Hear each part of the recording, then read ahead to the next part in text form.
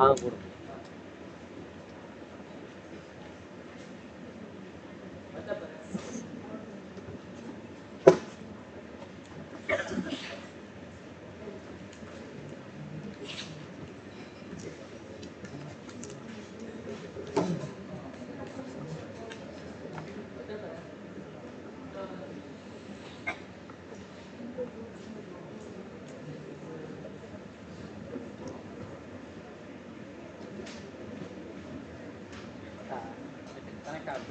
இந்த பாகம்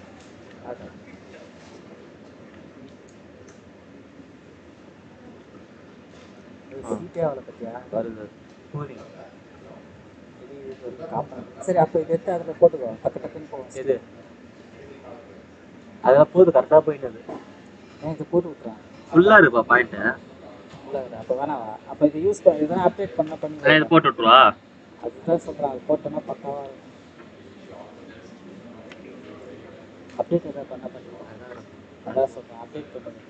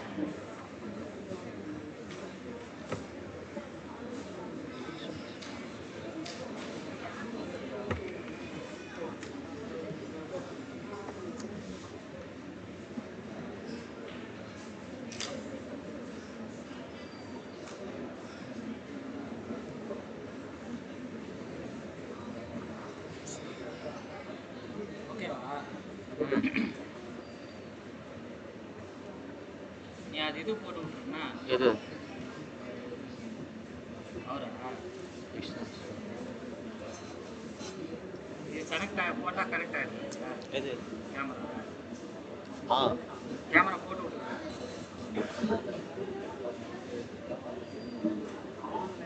வருதா பார் கேமரா. ஓகேவா? கரெக்டாக டோனுக்குதா? தெரியலையே, லைட் ஆஃப் பண்ணால் தான் தெரியும். ஆஃப் பண்ணியாச்சு. சரி சரி, கரெக்டாக தான் இருக்கும். இன்னும் பிரைட் ஆகிட்டவா? ஏன் லைட் இந்த லைட் ஆஃப் பண்ணால் தெரிஞ்சு இந்த light clarity. Good afternoon, everyone. Now we will move on to the next session. Monitoring the patient not only includes ECG and cardiac monitoring. Our guest speaker here is to give us the insights about various hemodynamic monitors from basics to beyond, and use of various advanced gadgets in the ICU and operating rooms. Now I call upon Dr. Vignesh to start the sessions. Over to you, sir.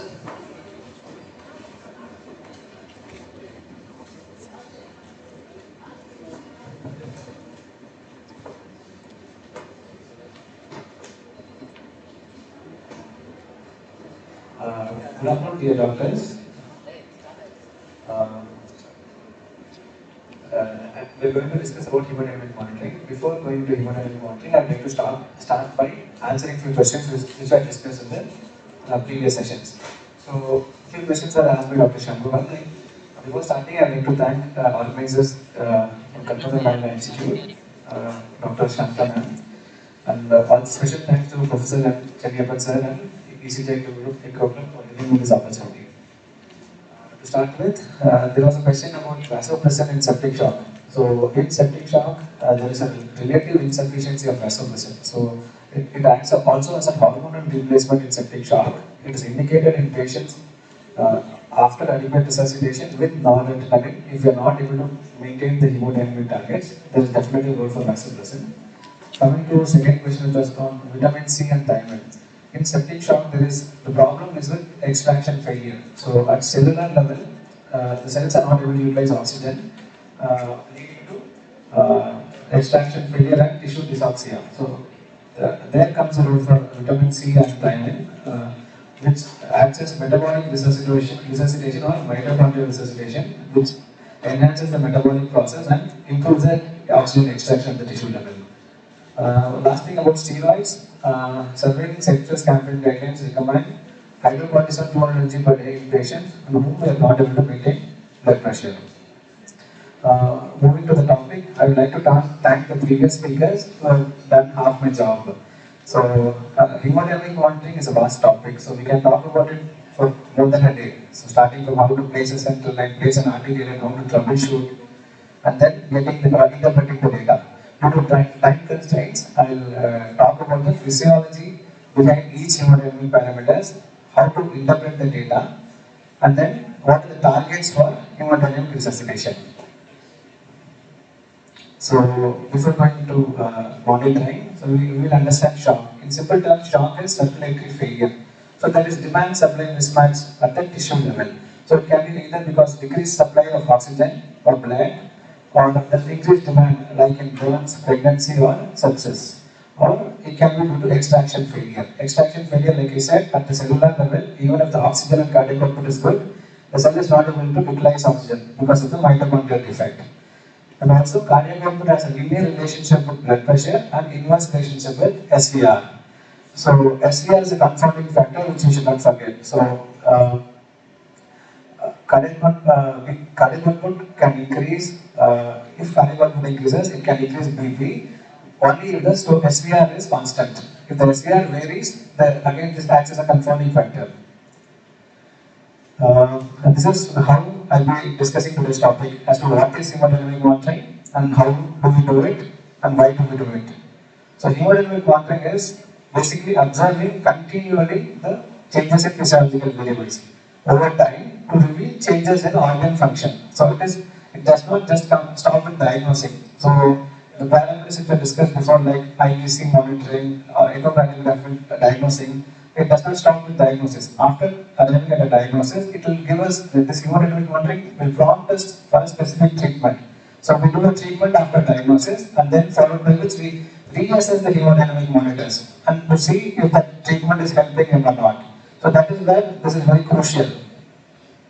Also, like it was discussed previously, no patients will come with isolated hypovolemic shock or isolated septic shock. They will have some complex shock related to multiple overlapping problems. In which case, this hemodynamic monitoring will help us to arrive at a diagnosis and appropriately manage.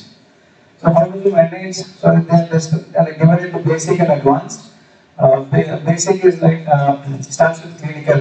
We discussed in the previous session like CCTVR, color of the patient, capillary refill time, pulse volume, temperature, and then venous return kind of thing. So this basic parameters like clinical, arterial line or central line, if you have the resource in your settings, central venous oxygen saturation, lactates, and all these things are basic. Advanced monitoring requires advanced gadgets which may not be available in most of the settings. Which I will be discussing about each one of these in my next slides. Coming to why do we do hemodynamic monitoring. So it gives us a lot of information if the patient will benefit from fluid or not. Whenever we see a patient in hypertension or shock, we tend to give fluids. We think if we give fluids, that shock is going to reverse. but most of them may not get benefited by getting fluids. So this hemodynamic monitoring gives us an idea about fluid responsiveness. By fluid responsiveness, I mean by giving fluids or by increasing the preload, we assume the cardiac output increases. By fluid responsiveness, if you give fluid, then if only the cardiac output increases by 10%, we say they are fluid responsive. Those subset of patients will benefit from fluids, while non-responders will not get benefited. Little bit about vasomotor, like I said, SVR confirms cardiac output. So some of the data, some of the advanced gadgets gives us SVR or SVR index. So in subset of patients where the SVR is low, there is no much role in giving fluids, rather they get benefit from vasopressors. Cardiac contractility, again, a lot has been discussed about cardiogenic shock and echocardiographic assessment. If there is a problem with cardiac contractility, more than vasopressor, they will benefit from iron drugs like dobutamine, melatonin, and levosimendan. Coming to cardiovascular reserve, by using this hemodynamic monitoring, we assess how the patient's heart and vascular system responds to that shock. Is it trying to compensate or not? If the compensatory mechanism is good, they will respond to minimal supports. On the other hand, if the compensatory mechanism is very less, we may have to give more supports. This is one most important concept of fluid tolerance. So in fluid responsiveness, we get an information that if we give fluids, they may get benefited by increasing cardiac output. When I say fluid tolerance, we know that if the fluids will harm the patient or not. So this is very crucial. Okay? So the targets of this hemodynamic monitoring and managing any patient in shock is to optimize oxygen delivery to tissues by restoring cardiac output, restoring preload, and then adequate oxygen carrying capacity by good quality blood by monitoring, maintaining good hemoglobin and oxygen saturation. So this is a relationship between oxygen delivery and consumption. At point A, assuming a hemoglobin of 15 with 100% saturation, oxygen delivery is somewhere around 1000 ml per minute, where the oxygen requirement is somewhere around 230 ml per minute. So the extraction is 23%. As the oxygen delivery decreases to the point C, which is called the critical oxygen delivery level, the extraction keeps on increasing. From 23%, it goes up to 50%. So at this point of time, the body is able to compensate by increasing the oxygen extraction. Beyond which, it is, the demands are not met, hence the metabolism is getting shifted from aerobic to anaerobic, leading to lactic acidosis. So this is a normal state where the patient is not in shock. Applying this to different types of shock, if you see in septic shock, the oxygen demand is much higher than in cardiac and hypovolemic shock. And the critical CO2 level is also higher than in cardiac and hypovolemic shock. So even at a higher oxygen delivery, they may switch to anaerobic metabolism, leading to accumulation of lactic acid. So this is one protocol, like early goal-directed therapy for resuscitating any patients in septic shock. This was published by Rivers et al. In 2001. So for any patient who comes in shock, sorry for the quality of slide, I'll try to explain. So for any patient coming in shock, they recommend placing oxygen, and then followed by placing a central line and alternate if there is resource, measure the CVP. And if the CVP less than if it's less than 8, they are asking us to resuscitate with crystalloids. And once the CVP comes to more than 8, it is said that we have achieved the target of resuscitation. Then go on to mean arterial pressure. After CVP 8 to 12, if the mean arterial pressure is less than 65, they are recommending vasopressors, vasoactive agents, first line being noradrenaline. So after starting vasopressin, if you are able to achieve MAP more than 65, move on to the next parameter, SaVO2. So SaVO2, how do we measure this? We place a center line, take a blood sample, do an ABG, look at the saturation in the center line sample. So the target for SaVO2 is more than 70. If it is less than 70, the recommendation is to transfuse blood to target hemoglobin more than 30, or even after hemoglobin is 30, if the SaVO2 continues to be low, the recommendation is to start dobutamine to improve the cardiac pump function. So based on this resuscitation protocol, the outcomes were much better for managing any patients in septic shock. So here the targets of resuscitation are CVP 8 to 12, MAP more than 65, SaVO2 more than 70. So regarding individual things, we'll be discussing. So hemodynamic monitoring are categories for static and dynamic. So static variables gives us information about preload. We assume it gives information about LV preload. It does not give any information if the patient will get benefited by giving fluids or benefited by altering the preload. Whereas the dynamic variables, the basis of this is heart-lung interaction, which I will be telling you.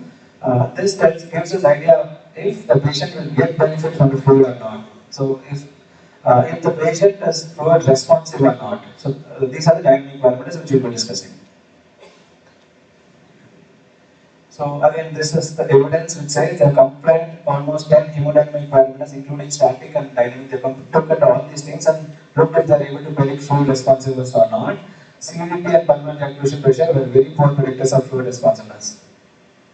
And blind fluid resuscitation for all hypertensive patients harm 50% of the patients. So, Franz Sterling curve. As you increase the preload, cardiac output increases till a certain point of time, beyond which it does not help. So, if the patient is on the initial steeper portion of the curve, they are known as volume responders or fluid responders. There you can give fluids which will also help in increasing the cardiac output. Whereas if they are on the steeper part, these fluids are not going to help by increasing cardiac output. So, this dynamic monitoring indices will help us to identify if the patient is on this part or this part. Static does not give us any idea about these things. Coming to static, so these four things are the macro circulatory parameters which we all know, which we are all monitoring. So central venous pressure, pulmonary capillary wedge pressure, RV endosteric volume, LV endosteric area. These are all macro circulatory parameters which, by optimizing which, we are very sure that the cardiac output is good at the level of heart. So these are microcirculatory parameters which tells us idea about how the tissues are getting oxygen. So clinical parameters like already discussed, CCBTR and lactate. Lactate is a byproduct of anaerobic metabolism. ABCO2, I will be telling you how it is done. Cardiac output base excess and CO2. And these do not predict if the fluid responsive or not. CVP is a correct reflection of right atrial pressure. We assume this right atrial pressure is equivalent to left ventricular diastolic volume based on lot of assumptions. We never get patients with normal LV complaints, normal mitral valve, and optimal pulmonary vascular resistance. But even if one of these things are abnormal, the RV, like central venous pressure, CVP, reflecting the left ventricular period is getting confirmed. CVP pros and cons. It's easily available, minimal apparatus. The predictive value of CVP is good at extreme values. If it is less than 5, we can pretty much be sure that they will be benefited by fluids, and if it is more than 20 also, we can avoid giving fluids. Also, the trends in CVP gives us more information than individual values. Where do we measure CVP? So, it was also previously discussed. It has to be measured at end expiration. So, during the end expiratory phase, the pleural and pericardial pressures will be equivalent to atmospheric pressure. So, that is when the pressure will closely reflect the volume status of the heart. So, in spontaneously breathing patients, during expiration there is a positive pressure, during inspiration there is a sharp fall. So, before the sharp fall in the tracing, we need to measure the CVP value in spontaneously breathing patient. Whereas the opposite happens in positive pressure patients. In positive pressure, during inspiration there is positive, and during expiration there is a fall. So before the sharp fall, we have to see in ventilated patients. So in spontaneous, before sharp fall, in ventilated, before sharp rise. Absolute CVP values are not giving much information. CVP trends gives us more information as to they will be benefited with fluids or not. Like I said, more evidence to say that CVP and pulmonary artery pressure are not helping. So this is one image showing that they looked at both fluid responders and non-responders, and they compared the data of CVP. Even in fluid responders, the CVP was varied from 2 to 18. Similar was true in non-responders as well. It was the same case in pulmonary artery pressure, wedge pressure also. So even in respondent and non-respondent, the data is skewed, like it's distributed widely. It doesn't predict who will respond or not. So with CVP, we are trying to, we are assuming it predicts to some extent the left ventricular preload, but it fails to do so due to many confounding factors. The next modality which came was PA catheter. So this is how it looks like. I'm not going to say how to place this. This is how we transduce it and push it forward using flotation technique. RA, pulmonary artery imaging. It has to be placed in West Zone 3. In Zone 1 and Zone 2, due to swings in alveolar pressure, the values are getting skewed. So we have to place it at Zone 3 where the alveolar pressure is lesser than pulmonary artery and venous pressure. So here we are much closer to the left ventricle. After bridging, the pressure at the distal compartment gets equal to the wedge pressure. To some extent, it predicts preload better than CVT, but again, it does not help us in functional assessment or diaphragm responsiveness. These are downstream parameters or microcirculatory parameters which we look at while resuscitating any patients in shock. So lactate is a byproduct of anaerobic metabolism. It increases when the tissue does not get enough oxygen or enough perfusion. Again, this is more than individual. This is a defining criteria for shock. Shock is defined when lactate is more than 2 or systolic less than 90 or MAP less than 65. More than the appropriate value of lactate, the trend in lactate with treatment gives us more clinical data. With resuscitation or treatment, if the lactate increases, it says the patient that treatment does not help the patient. On the other hand, if the lactate decreases in treatment, or in other terms, lactate clearance more than 10%, says that he is responding to treatment well. Next, microcirculatory parameter is AVCO2 GAN. How do we measure it? Take a central line sample and do an ABG. You get a PCO2 there. Take an arterial sample and do an ABG and get a PCO2 there. The difference between venous and arterial CO2, it has to be less than 6 in normal conditions. In shock states, if it is more than 6, it says that the tissues are not well perfused. So CO2 is a part of aerobic metabolism. CO2 reflects global tissue blood flow. The target for PaCO2 gap less than 6 is an index of adequate tissue perfusion. So in shock patient, if the PaCO2 gap is more than 6, so the tissue perfusion is not good enough. You may have to increase the tissue perfusion by either giving fluids or vasopressors. AVCO2 gap is high in low perfusion states, like cardiogenic shock, hypovolemic shock, and distributive shock. Whereas it is low in anemia, hypoxia, and cytopenia, where the problem is not with perfusion, it is with extraction or delivery. Cervical sepsis campaign guidelines recommend this SCVO2 more than 17, AVCO2 represents coming to next parameter SCVO2. So how do we measure this? The same thing, like put a central line, take an AVG, saturation that is SCVO2. Sepsis campaign guidelines recommends keeping it more than 70. It gives us the relationship between oxygen delivery and oxygen utilization. In other terms, oxygen flux. So oxygen delivery is cardiac output times hemoglobin into saturation into 1.34 plus dissolved oxygen minus oxygen utilization. Interpretation, normal extraction is 25 to 30% oxygen extraction. So hence the SCVO2 should be more than 65. If it is less than 65, it means that either the oxygen delivery is less or the oxygen utilization is high. Either ways, you have to improve the oxygen delivery to the tissues. So this is a delivery failure, like decreased supply. So you have to increase the supply if this SCO2 is low. On the other hand, if the SCO2 is high, the delivery is good or the extraction or there is extraction failure. So when you see extraction failure in septic shock, where we have to resuscitate at cellular level, treat the primary pathology by giving appropriate fluids, antibiotics and other stuff. So coming to dynamic indices, so we need slightly advanced gadgets, more understanding of the physiology to interpret the data, what we get from here. The physiological basis is heart-lung interaction. So prerequisites for measuring dynamic indices, patient should be on a mechanical ventilator, sedated, paralyzed, and adequate tidal volume, 8 to 10 ml per kg, with no cardiac arrhythmias, and heart rate is to respiratory rate ratio more than 3. So these are the prerequisites for doing any dynamic indices. They are categorized into 3: stroke volume dependent indices, stroke volume independent indices, and volume redistribution indices. Stroke volume dependent are pulse pressure variation, systolic pressure variation and stroke volume variation. So by altering the preload, we are looking at the changes in the stroke volume here. We are altering preload by changing intrathoracic pressure by putting a patient on ventilator, not by giving fluids. That is the benefit of this modality. Stroke volume independent, again IVC variability, it can be seen, was previously discussed. In brief, it can be seen both in spontaneous and on patients on ventilator. In spontaneous, we look at collapsibility index. On patients on positive pressure ventilation, we look at distensibility index. Volume redistribution, passive randomized test, it can be done for anyone, B1 for a patient with arrhythmia on spontaneous breaths. Time volume challenge and expiratory occlusion test. So these are the different dynamic indices which I will be discussing. All these things tells us about if the patient is fluid responsive or not.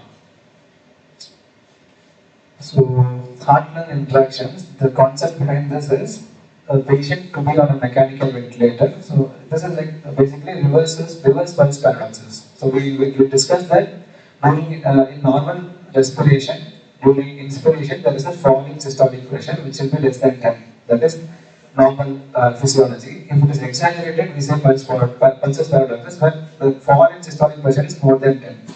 The reverse happens in patients on ventilator. So during inspiration, the airway pressure increases. So when the airway pressure increases, the LV preload increases by squeezing out blood from the lungs into the left side of the heart, and LV afterload decreases by increasing the pleural pressure. When the pleural pressure increases, the transpleural pressure required to pump out blood is getting decreased. So with positive pressure ventilation, both LV preload increases and LV afterload increases, thereby increasing the LV ejection. So if you see here, during inspiration on a patient on ventilator, so this is the airway pressure, this is the arterial pressure tracing. During inspiration, the systolic pressure increases. During expiration, systolic pressure decreases. So this is called reverse pulses paradoxes. And what we're trying to see here is by altering the thoracic pressure, we make some changes in preload, which we measure as changes in stroke volume or cardiac output. So by minimal changes in intrathoracic pressure, if we are able to increase cardiac output, the patients are said to be volume responsive by giving more extensive fluids. Coming to artery line, so this is how the apparatus looks like. All of us know here, I'm very sure. So fast test to see if it's overdammed or underdammed. So coming to the arterial pressure tracing per se. So this gives us a lot of information. The upstroke of the arterial curve gives us information about LV contractility. If the heart contractility is good, the slope of this curve is good. If there is LV dysfunction, the slope will be decreased. Okay, coming to the pulse pressure, it gives us information about stroke volume. And next comes the position of the dichrotic nodes. Position of the dichrotic nodes gives us information about the systemic vascular resistance. If the SVR is high, the dichrotic nodes is placed very higher. If the SVR is low, it is placed at a very lower position. So SVR low status, there is peripheral vasodilation of sepsis, where there is room for vasopressors. When the contractility is low, we try to optimize cardiac function by optimizing preload, inotropes, and afterload. And if the volume responders say the pulse pressure is low, we can optimize preload by giving more fluids. Based on the changes, this is the reverse pulse paradox with positive pressure reduction, changes in arterial pressure tracing. You can either look at pulse pressure variation by measuring pulse pressure maximum. Okay, so this graph shows how we measure pulse pressure variation. So pulse pressure maximum minus minimum by average. And if it is more than 12%, it says that there is significant variation in this systolic pulse pressure during ventilation, which means they are responsive. On the other hand, if it is less than 12%, they are categorized as fluid non-responders. Coming to stroke volume variation, so this we cannot measure. There are devices like FlowTrack, Vigilio, Lico, and Pico, in which the algorithm is already fed. If you place an arterial and connect to the device, it will calculate its stroke volume and it will give us STV. So So this is one grandstanding curve relationship. This curve depicts a normally functioning heart, where as the SVV increases beyond 12%, there will be on the steeper portion of the curve. Whereas if the SVV is less than 12, there will be the flatter portion. So more than 12%, there will be fluid responder, less than 12, there will be non-responder. So this is in a failing heart. So on the failing heart, SVV on a flatter portion is through 3, but even for them, if the SVV is very high, say 20% or so, you can cautiously give fluids. So this, they looked at various dynamic indices and unstatic indices to see how well they are predicting the fluid responsiveness. So the pulse pressure variation performed the best. So almost 94% sensitive, whereas CVP was the least. So until waveform analysis, we are discussing regarding how we can get to know about contractility, preload and SVR or afterload. So there are certain devices like DICO, which needs calibration. So to use this, we have to place a center line and also do a transpulmonary thermodynamic cardiac output monitoring, and then feed that data to the device, based on which it will calibrate and it will give us the data. Whereas there is something called flow track Vigilio, it uses something called dynamic tone technology. It does not need any calibration. You just place a normal artery line connected to the monitor. So these two requires calibration, DICO, whereas this flow track Vigilio does not need any calibration. So technical limitations of dynamic indices we have already discussed. So patient should be on adequate tidal volume on ventilator, say 6 to 8 or 8 to 10 ml per kg. If it is less than 8 ml per kg, the increase in intrathoracic pressure will not alter the preload. So they will be falsely negative. Again, no spontaneous ventilatory efforts, because if the patient is acidotic and if he was tachypneic, each respiratory drive will have different respiratory requirement, because of which there may be variation, but the variation is not due to actual change in cardiac output or preload. And again, in arrhythmias, we cannot detect the change in cardiac output appropriately, because again you have to detect a change as low as 10% to 12%, which can happen due to any of these confounding factors. In ARDS, again, due to stiff lung or low compliance, even if you give high tidal volume, the thoracic pressure will not alter the preload of the heart, because it is stiff, it is non-compliant lung. In common pulmonary ventricular interdependence or constrictive pericarditis, again there will be false positive. So they are not fluid responders even if they have that variation more than 12%. So that is part of the physiology. Increase intra-abdominal pressure and bronchospasm, again false negative, because intra-abdominal pressure decreases, like it will nullify the effect of change of preload due to changes in this intrathoracic pressure. Changes in vascular motor tone will also alter. Again, like I said, the ratio should be more than 3. Heart rate to respiratory rate should be more than 3. Coming to IVC variation, respiratory variation. So where do we measure IVC? You take echo probe, put it in the Ziffy sternum. You measure the IVC at the intra-abdominal portion, not in the intrathoracic portion. Intrathoracic portion will have variation due to changes in pleural and intrathoracic pressure, whereas intra-abdominal will not have variation due to those confounding factors. So again, they compared IVC data with CVP. As the IVC normal dimension is 1.5 to 2.5 centimeter. Less than 1.5 is volume depleted, more than 2.5 is they are fluid loaded. So as the IVC diameter increases, there is some linear relationship with CVC, the CVP. So CVP is again to some extent. So less than 1.5 volume depletion, more than 1.5 volume loaded. So in spontaneously breathing patients, during inspiration, the IVC collapses. Okay, so that is why we are looking at collapsibility index in spontaneously breathing patient. So it collapses near close more than 50% during inspiration or sniffing. We measure something called collapsibility index by maximum minus minimum by maximum diameter into 100. The cutoff is again 12%. So more than 12% they are said to be fluid responsive. Less than 12% they are non-responders. So you keep the echo probe, get the IVC here, trace it from the right atrium. This is the hepatic vein joined to the IVC. Distal to the hepatic vein, you need to put the patient on M mode. With M mode, you see the respiratory variation. Clearly, there is collapse during inspiration and there is expansion during expiration. So this patient is more likely fluid responsive. The opposite is true in patients on mechanical ventilator. So here we see distensibility index, so maximum minus minimum by minimum. So sorry for this. During inspiration, when the airway pressure increases, the IVC distance. During expiration, IVC collapse. So you look at distensibility index. Again, the cutoff here is 18%. To be like rather than a number, if there is variation, they are said to be responders. If there is no variation or if it is flat, they're not going to respond. So there are a lot of pitfalls for IVC variability as well, depending on ventilator setting. If you put them on low tidal volume, again, they will not get to see the variability. Again, patient inspiratory efforts, if they are acidotic and breathing very fast, that may confound the variation. Lung hyperinflation, cardiac conditions, increased intrapleural pressure, all these factors can confound IVC variability as well. So this is volume redistribution, fluid challenge without giving extensive fluid. We do auto transfusion of patient's own blood.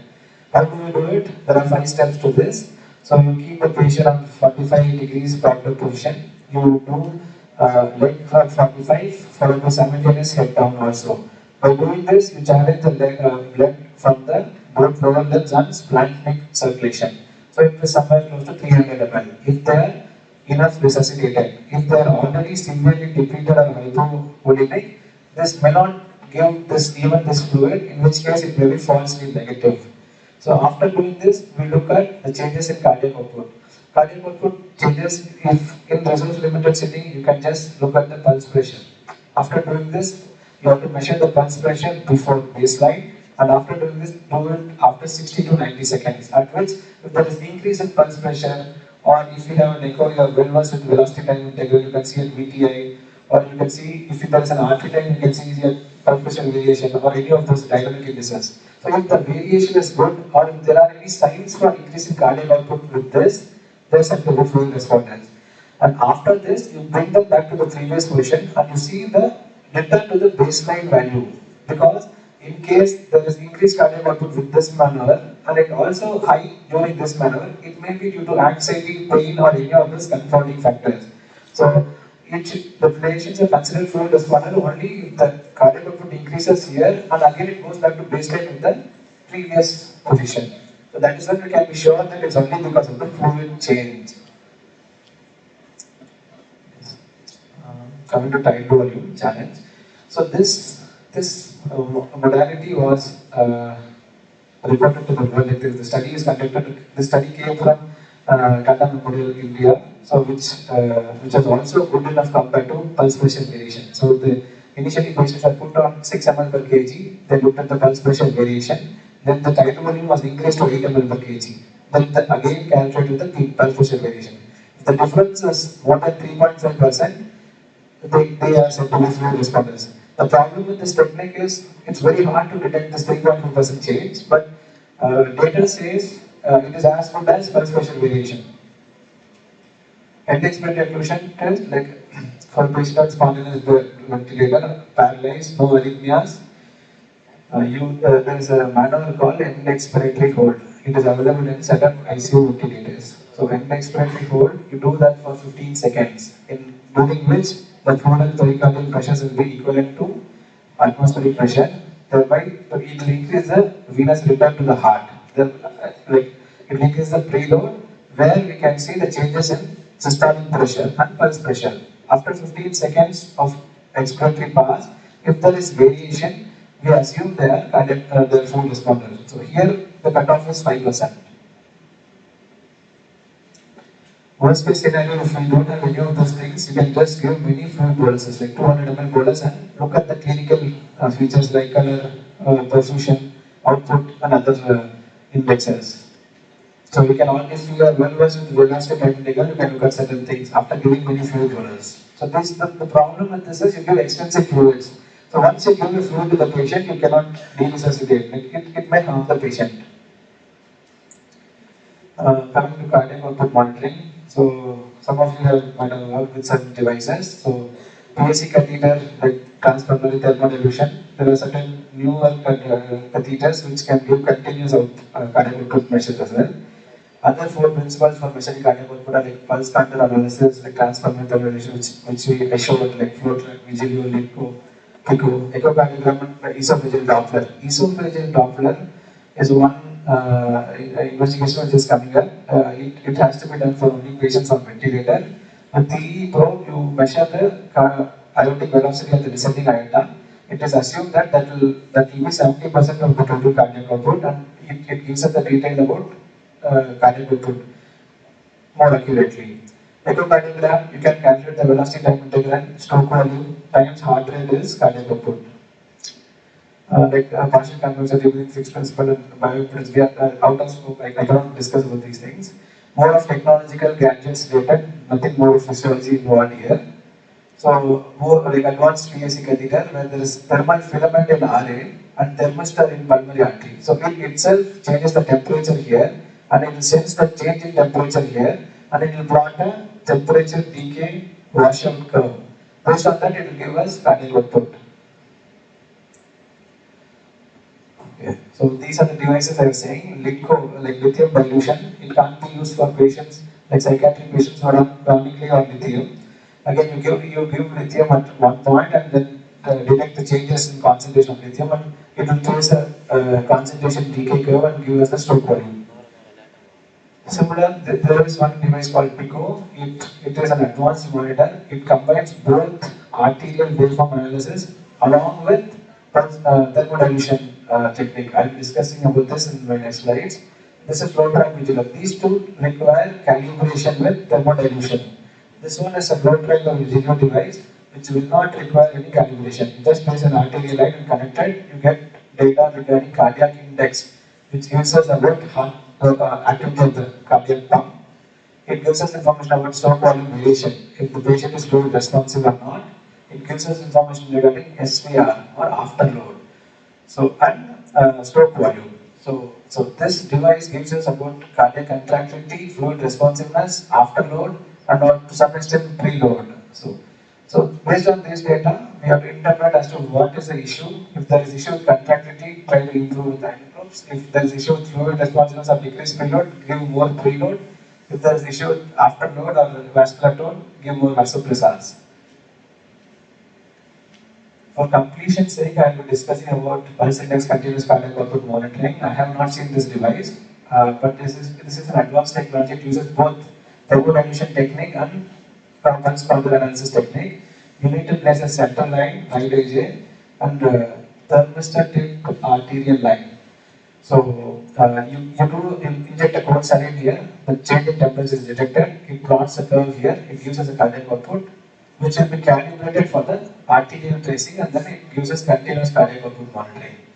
So this device is required, like thermistor tipped arterial line. So this is how the setup will look like. So central line, like a regular normal CVC line. Thermistor tipped arterial line can be placed in radial artery, brachial artery, or femoral.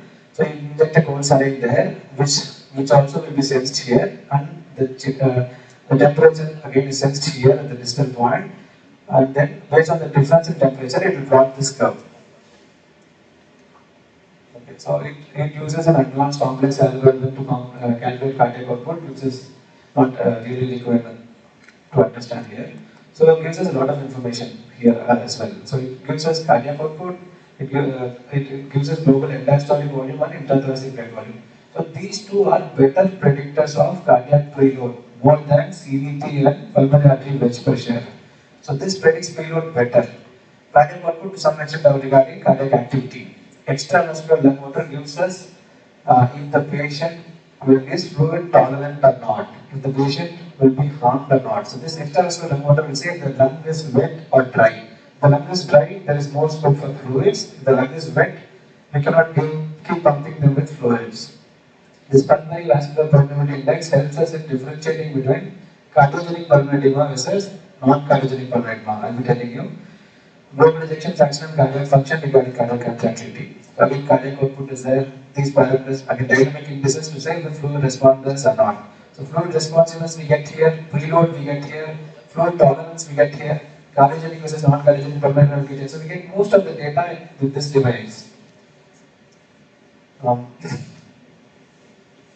So you place a central line right atrium. Once you inject a cold saline, that cold saline passes through all these chambers, right atrium, right ventricle, lungs, left atrium and left ventricle, and then it's getting detected at the peripheral artery. So based on the changes in temperature after it passes through this compartment, we can calculate these volumes. So intrathoracic thermal volume, which includes all these chambers, is calculated by cardiac output into mean transit time. So what is mean transit time? So after we give the pulse saline, this is the temperature thermodynamic washout curve. This curve is a logarithmic curve of the same data. So once you inject, it takes some time for it to get detected at the peripheral artery, after which there is it increases and then it downslopes. Because there is recirculation, it does not come to base, it comes to a plateau. So mean transit time is the time from the injection of cold saline dye till the half of the the cold saline has passed through the detectors at the arterial line level. Beyond the downslope time is the time from beyond this mean transit time. So again, ITTV, you get all the chambers, pulmonary thermal volume, cardiac output to downslope time, you get pulmonary thermal volume. So you subtract this from this, you get global endosteric volume. So this is a better predictor of cardiac preload. Now, something called intrathoracic blood volume. So it is 1.25 times this. So it includes all these along with some pulmonary blood volume. So now, if you subtract ITTV from intrathoracic blood volume, you get extravascular lung water. So this gives us very important information regarding fluid tolerance, if the lung is wet or dry. There's something called pulmonary vascular permeability index. It's a ratio between extravascular lung water and pulmonary blood volume. So if you see a normal lung, so this is the size of the pulmonary blood volume compartment and this is the size of extravascular lung water, the ratio being normal. In hydrostatic pulmonary edema, both these chambers increase in size. So even the pulmonary blood volume increases, that is the reason why the fluid gets out of the pulmonary blood volume to the lung vascular lung space.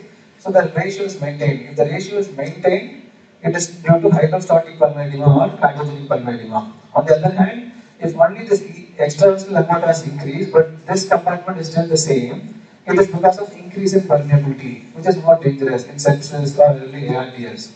So this, if the permeability index is high, it's due to ARDS or non-cardiogenic cause. This is cardiogenic cause. Either way, if the extravascular lung water is high, we can't give them volume boluses. We may give cautious fluids or maintenance fluids. Again, global ejection fraction to tell us about cardiac contractility. So these are the normal values. Cardiac index tells us about contractility, SVR, stroke volume regarding preload and contractility, SVR regarding afterload. These are the macrocirculatory targets, mean arterial pressure and other things. Ejection fraction regarding contractility, end-diastolic volume regarding preload. This stroke volume variation gives us information if the patient is fluid responsiveness or not. Extravascular lung water, 3 to 7 ml per kg. So there is data to say that with increase in extravascular lung water, there is direct increase in ICU stay, requirement, length of ventilatory requirement, and mortality. The permeability index ratio is 1 to 3. If it is more than 3, it is early ARDS. If it is within the 3 with wet lung, it is due to hydrostatic pulmonary edema. So global diastolic volume and intrathoracic blood volume are shown to be more sensitive and specific cardiac preload monitors than CVP.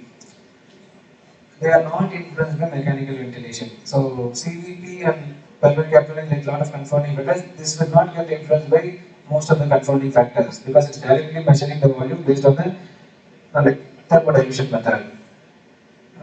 The extravascular lung water index differentiate. So this is the evidence to show that as the extravascular lung water increases, normal is 3 to 7.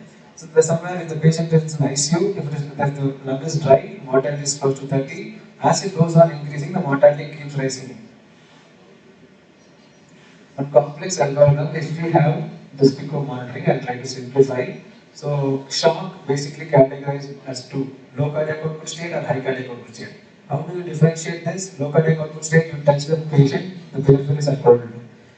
High cardiac output state, you touch the patient, there will be euthermy or warm. So this is mostly seen in well-resuscitated septic shock. This is seen in hypovolemic cardiogenic or obstructive shock, low cardiac output state. If in low cardiac output, next you look at the preload. This is low cardiac output with low preload. Definitely you have to give fluids if the lung is dry. If the lung is wet, again you have to give cautious fluids with catecholamines. So low cardiac output, low preload, lung dry, fluids. Low cardiac output, low preload, lung wet, cautious fluids. If there is low cardiac output, good preload, there is no role for fluids here. As the preload is good, you just have to give catecholamines if the lung is dry. If the lung is wet, BIOS or de-resuscitate, remove the fluids from the system. Same applies here. If the cardiac output is good, Low preload, lung is dry, you can give some fluid. A good cardiac output, low preload with a wet lung, cautious. If the preload is good, you accept it. If preload is good, if lung is wet, de-resuscitate or divest. So basically, cardiac output often if you, like low cardiac output or high cardiac output, if the preload is low, optimize preload. If the lung is wet, you have to divest. If the lung is dry, you have to give fluids. So hemodynamic monitoring is incomplete without discussing about ultrasound. So if you have an ultrasound, you can differentiate the various types of cardiogenic shock, which we got to hear from the morning, from the experts here. So if you see a patient in shock, take the ultrasound probe, put it on the heart, look, rule out emergency obstructive shock scenarios like cardiac tamponade or pulmonary embolism. So in tamponade, you see RV diastolic collapse, in pulmonary embolism, you see RV dilatation with RV dysfunction. Then put the probe on the lung to look for lung slide. If there is no viable lung slide present, you rule out pneumothorax. So within a minute, you can rule out obstructive shock if you have an ultrasound. Then next comes the lung ultrasound. So you go to the lung, if you see D profile there, so what is B profile? So if this is basic of lung ultrasound. So in normal lung, so you see horizontal lines equidistant from this. So this is basically an artifact, reverberation artifact. So if you know the basics, you come to basics of ultrasound. Air is an enemy to ultrasound, whereas fluid is its friend. So because if lung is aerated well, the sound does not pass within, it gets reflected. So if you see, this is the distance from the skin to the pleural line. At the same distance you get next line, the same distance then next line. So this is A line or lung A profile or lung artifacts, which is seen in normal lung if the lung is dry. On the other hand, if the lung is wet, you see something called common tail artifact. So there are a common tail artifact, you see vertical lines originating from the pleura till the end of the window. So this line will also move with pleural slide. So if this line is seen, you can rule out pneumothorax. So this is B line suggesting interstitial edema. This is A line suggesting dry lung or normal lung. So coming back here, looking at echo and after looking at the lung slide, you're ruling out obstructive shock. If you look at the screen for the lungs, if you see B profile, most likely possible causes cardiogenic shock with cardiogenic pulmonary edema. Next comes, if you see an A profile or normal lung, you give them fluid bolus. With fluid bolus, if they recover, it is most likely due to hypovolemic shock. With fluid bolus, if there is no recovery or if they worsen, or if you get to see B lines there, is most likely distributive shock or septic shock.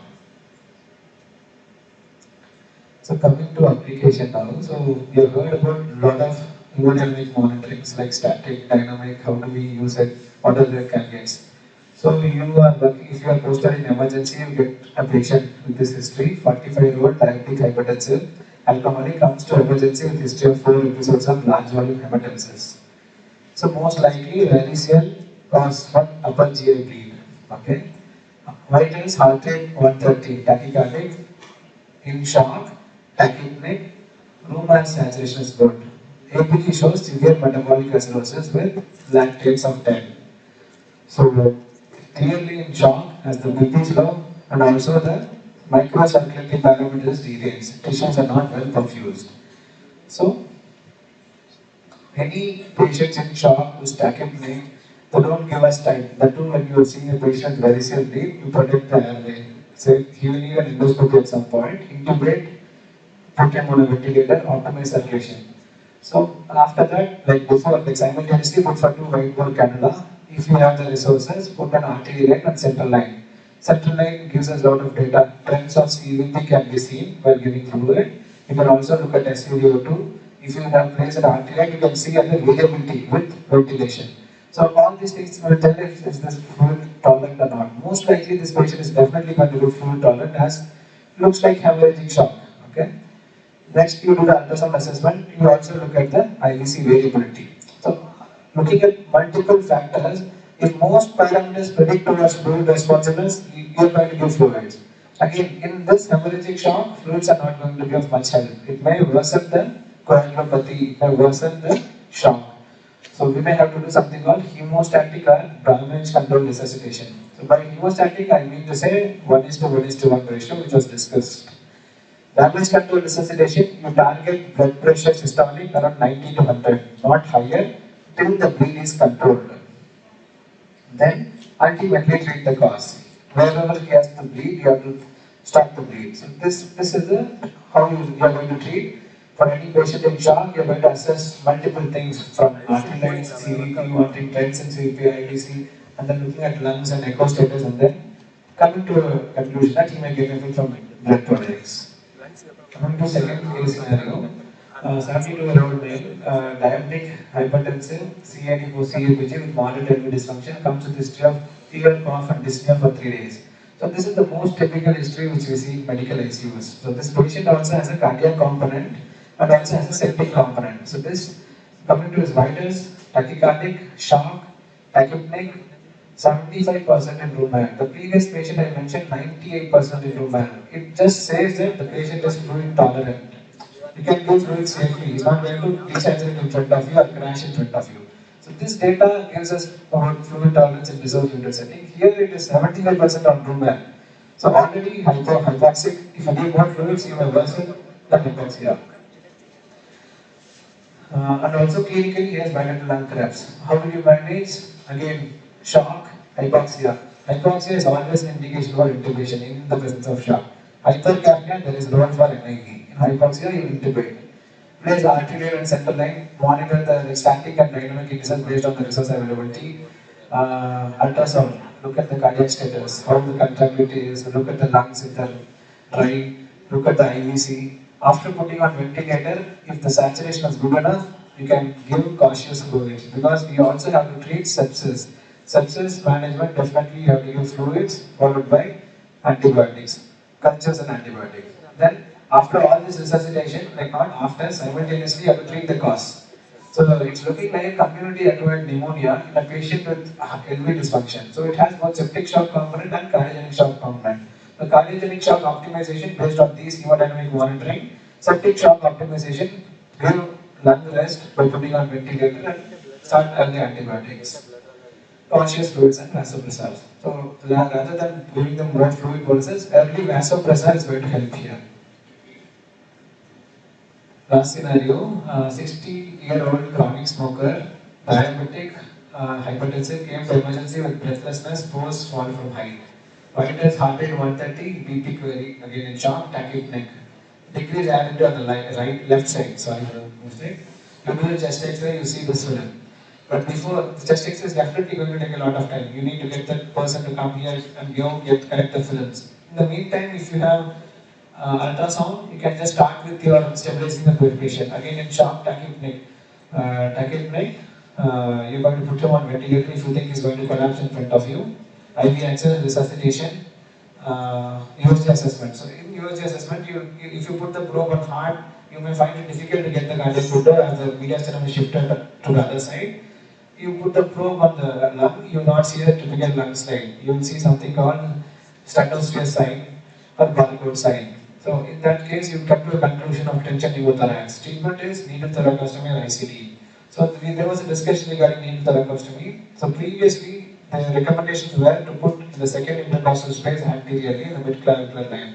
Recent advanced trauma lines about ATLS 10th edition, 10 guidelines recommend even the needle thoracostomy to be put in the same triangle, right mid axillary in fifth space with underwater seal. They recommend to put even the needle thoracostomy with an underwater seal. Then definitive management is ICD. So that comes to the conclusion. So my take-home points. So we do hemodynamic monitoring only for patients in shock, not for patients who are well resuscitated, who have good macrocirculatory targets being achieved and also the microcirculatory targets. In clinical practice, we get to see a lot of patients with normal macrocirculatory parameters, normal CVP, normal MAP, but you get to see patients with higher lactate or higher AVCO2 gap or other microcirculatory derangements, which all those patients also require some resuscitation to optimize tissue perfusion. But here, all volume responders do not need fluid resuscitation. If the patient's micro and macro circulatory parameters are good, there is no role for hemodynamic monitoring and giving fluids. New techniques provide reasonably good results and less invasive.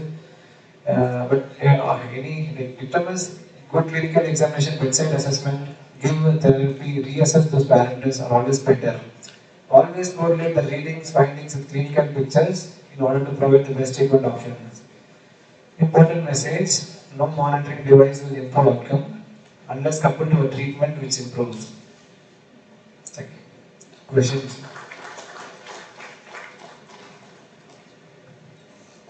Thank you so much, sir, for the informative talk and interesting case scenarios. Now the session is open for questions.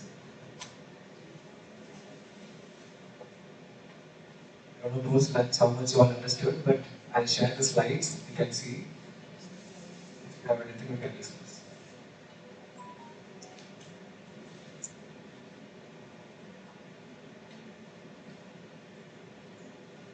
Thank you, sir. Thank you so much. We'll proceed on to the next session.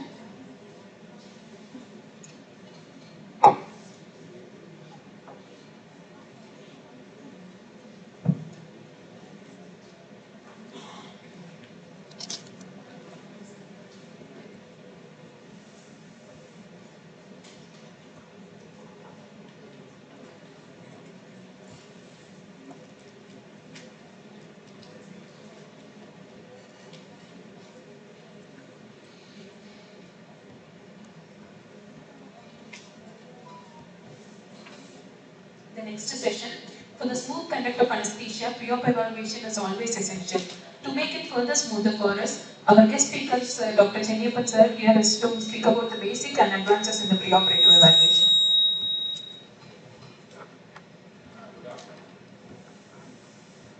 Good afternoon. I'm left with the very difficult talk of finishing 3 difficult topics at difficult time.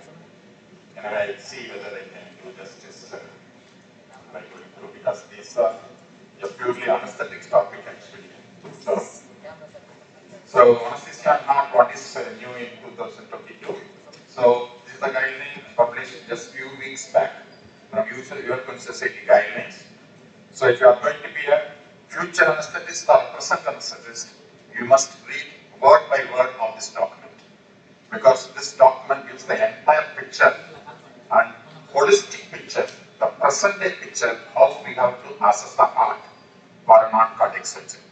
So this is a very important document, and many of my recommendations are based on this, but how much is practical in our setup is the question. So I am going to tell you. So that's why I have planned the second lecture, because I am not sure whether I have a time. Because these guidelines, many of them, we may not be able to practice. So how we have to practice with this guideline, with our resources, is my second lecture, which is beyond Guy 6.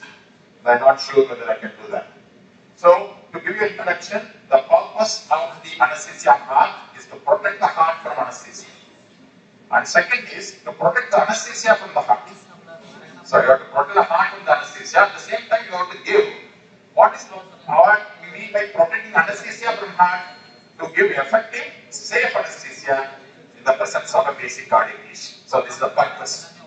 The European Society guideline says that the objective is to endorse and standardized and evidence-based approach to the perioperative cardiovascular management. Perioperative management includes preoperative, intraoperative, and postoperative. And the postoperative has got immediate and also less immediate, or the subacute and the convalescent phase. There are 3 phases of postoperative phase. So why we are concerned about that? Now it is said that 300 million patients undergo surgery every year, and 1 in 7 may have a cardiac problem. In this 1 in 7, 1 in 4 will die. So that's why it's very important to optimize the cardiovascular status before a non-cardiac surgery. So many times you ask for a fitness, the people will come and say, patient is fit for surgery. Patient continue current medication and proceed with the case, cleared for surgery with a single line. That is not the role of a consultant for clearing a patient for a pre-operative assessment. So how will you assess the initial risk? So you have to answer 3 questions. How is the heart? What is the surgery? How is the patient? So these are the 3 things you have to answer before this initial risk assessment. So, important key first question. Photo காணா How is the heart? அவர் இல்ல Irrespective of heart, if the surgery is life-saving, proceed with the surgery. So that's very easy. If the surgery is going to be life-saving, whatever the heart has got, you have to proceed with the surgery with appropriate monitoring and precautions during the perioperative phase. Then, if the heart has, if you have an elective surgery, and the patient has got these 4 things, this is called US Air Force, unstable angina, severe valvular lesion like aortic stenosis, mitral stenosis, arrhythmias, significant arrhythmias, and failure is heart failure. So this I used to remember as US Air Force. When these 4 things are there, and the surgery is elective surgery, postpone elective surgery. Treat this cardiac cause and then take up a surgery. So if the surgery is life-saving, don't worry about the heart. But if the heart is having an acute problem, if it is elective surgery, don't worry about the surgery. So that is about a simple approach of the initial risk assessment. Then, how is the surgery? The surgeries are divided to low risk, intermediate, and high risk. It is very difficult to remember all this. You have to keep a paper or store on your WhatsApp or in your smartphone. Take a picture of this and keep to your smartphone. And every time a patient comes, take the surgeries low risk or intermediate risk or high risk. I will not go through the list. But to say some of the surgeries, the first surgeries, the superficial surgeries, the TURP, surprisingly low risk surgeries. And majority of our surgeries will come under intermediate risk surgery. Your gynecologic operations, intraperitoneal operations. So majority of times we will be dealing with this type of surgery, which is intermediate risk surgery. Whereas the high risk surgeries are the vascular surgeries, arterial surgeries, and the transplants, pneumonectomy, and also total cystectomy. All this come. This is a very, very high risk, more than 5% mortality there. And this is also very rarely we do, but majority of times what you concentrate will be on intermediate surgery. So many times you will be asked to give a clearance on intermediate risk surgery. So majority of times this is a surgery we face. Now the most important thing is a physical examination. I will come to that in the next part. I will not go into this part. Then there is this is all how is the patient now? How is the patient? How is the surgery now? We are finished. How is the heart? Then we have said how is the surgery. Now we are going to how is the patient. So the physical examination is important. The most important parameter today on the patient here is the functional capacity of the patient, which will decide a lot of things whether you want to do an investigation or even without investigation you are going to clear for surgery. In which patient needs a stress test, which patient needs echo. All these things today is decided by the functional capacity. So it's very, very difficult to go through all that, but please remember the 4 meds. Any of the walks here, you can see that he cannot take care of himself, he cannot walk to the toilet, he cannot walk inside the door, he cannot walk to furlongs, or cannot do light work. His capacity is less than 4 meds.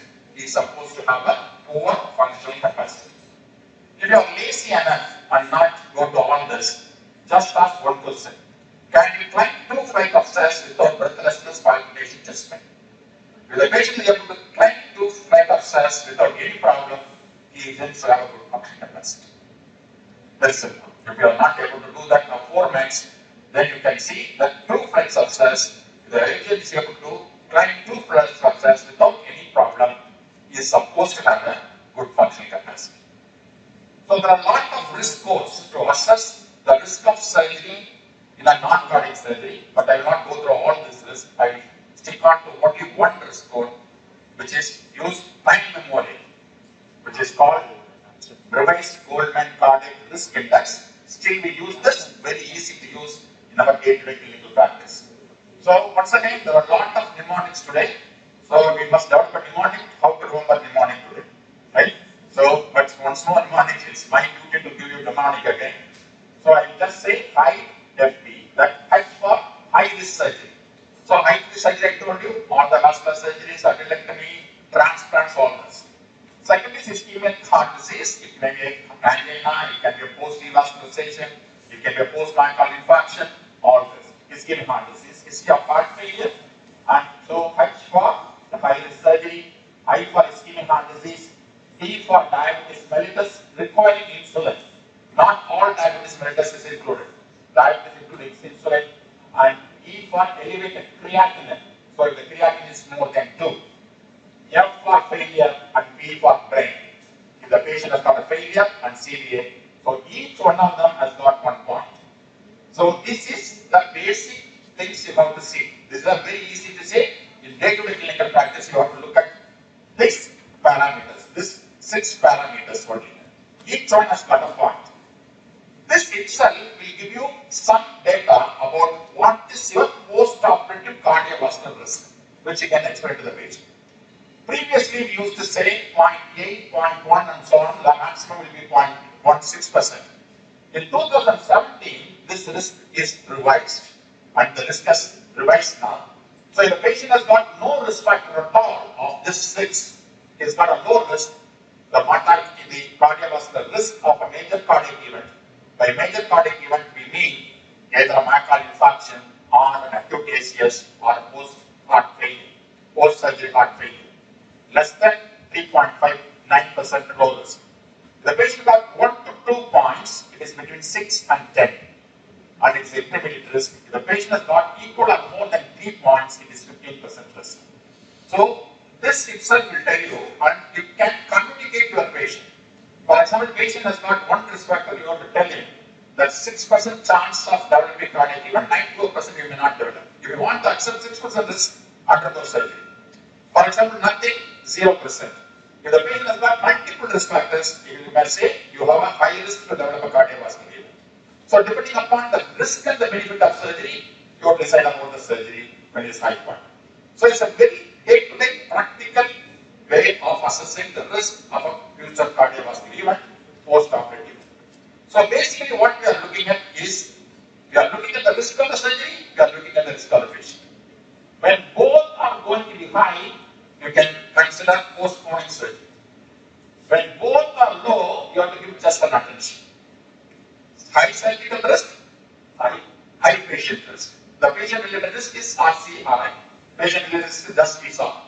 And surgical risk we already said. So you have to combine this to combine how much whether you have to postpone, or whether you have to give high attention, whether you have to give increased attention, or you have to give just attention.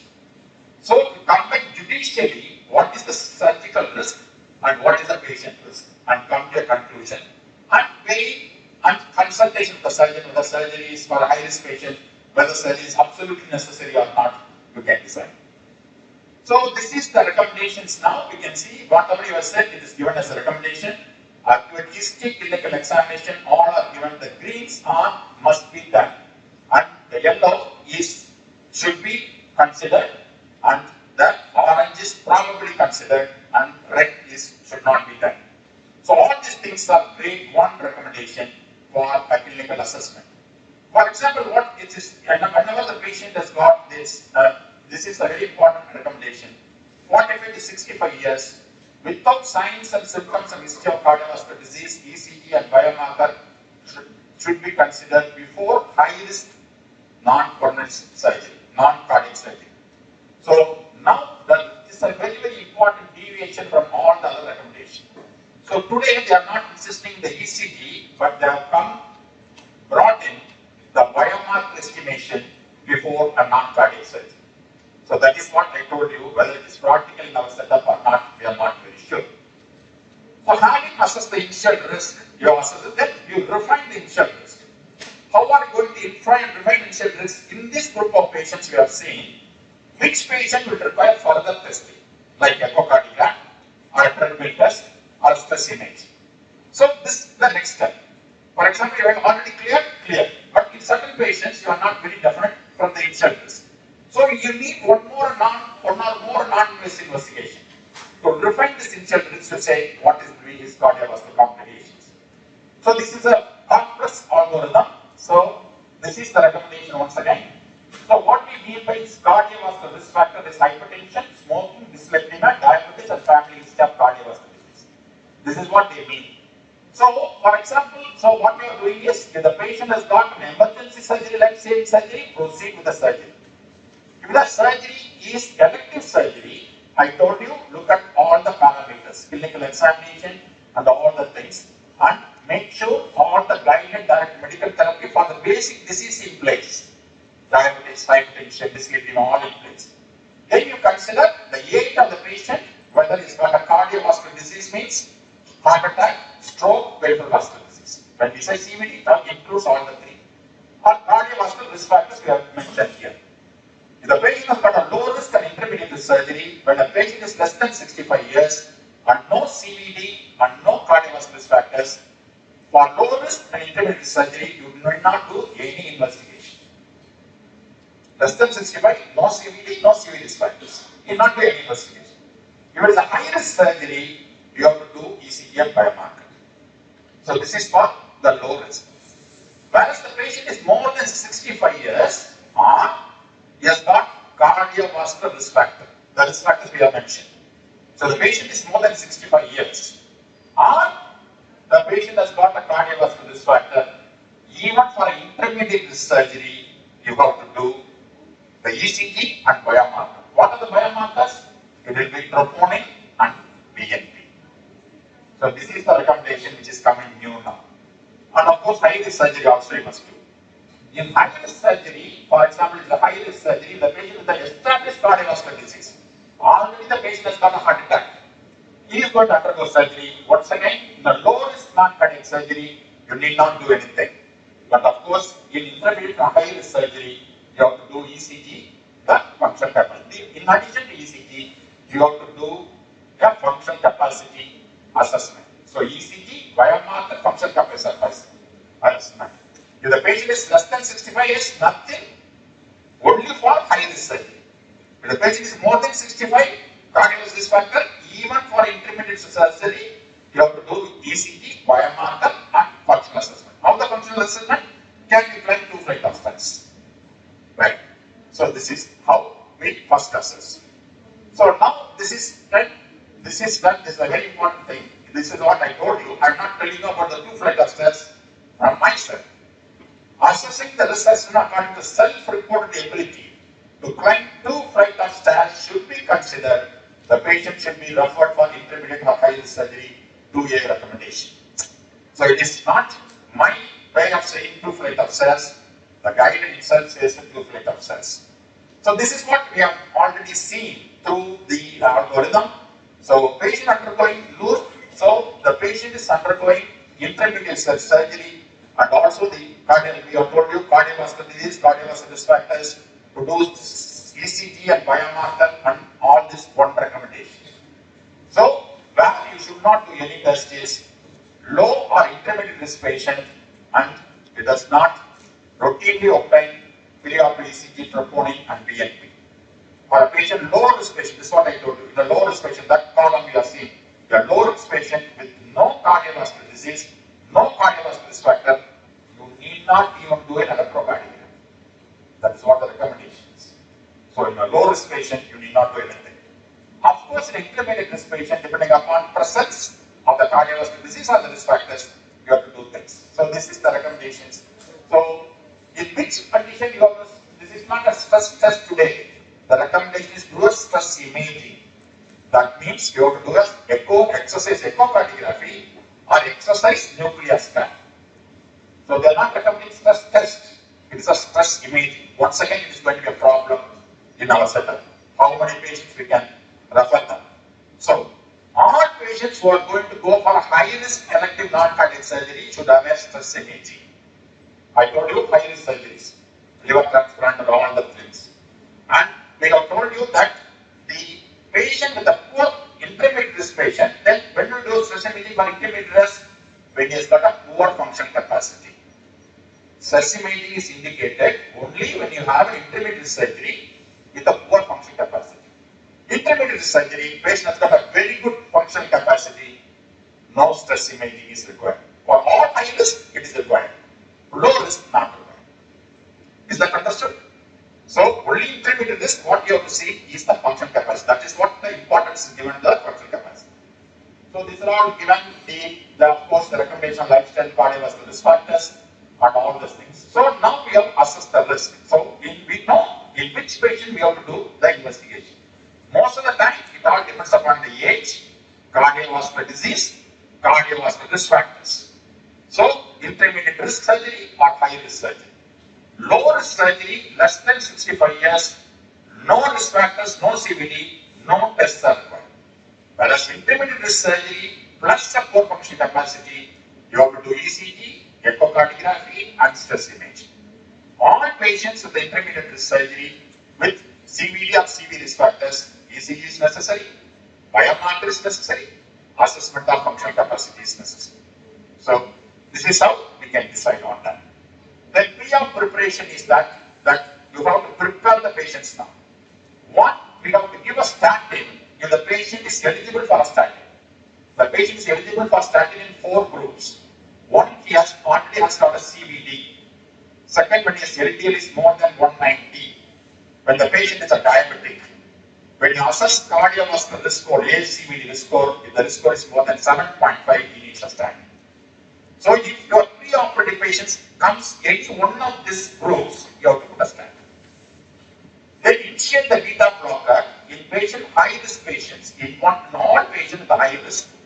In patient who have got more than 2 clinical risk factors. Clinical risk factor we have told you.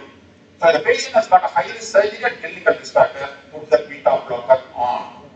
And pre-operative initiation of beta blocker is necessary whenever the patient has got a coronary artery disease undergoing a surgery.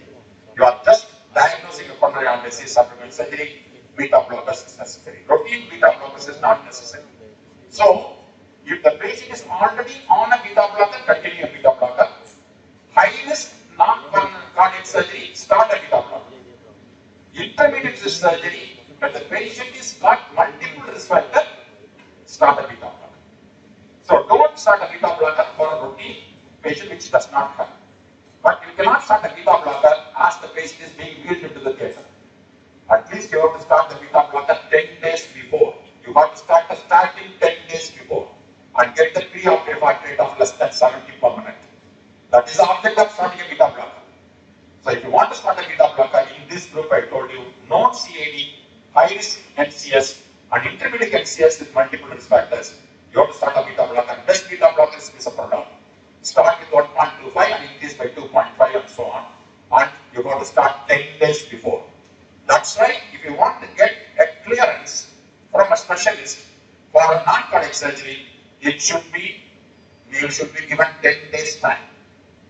Don't have a surgery in the morning or in the afternoon and send the patient for evaluation in the morning. So that should not be done. So we need a time to optimize the patient.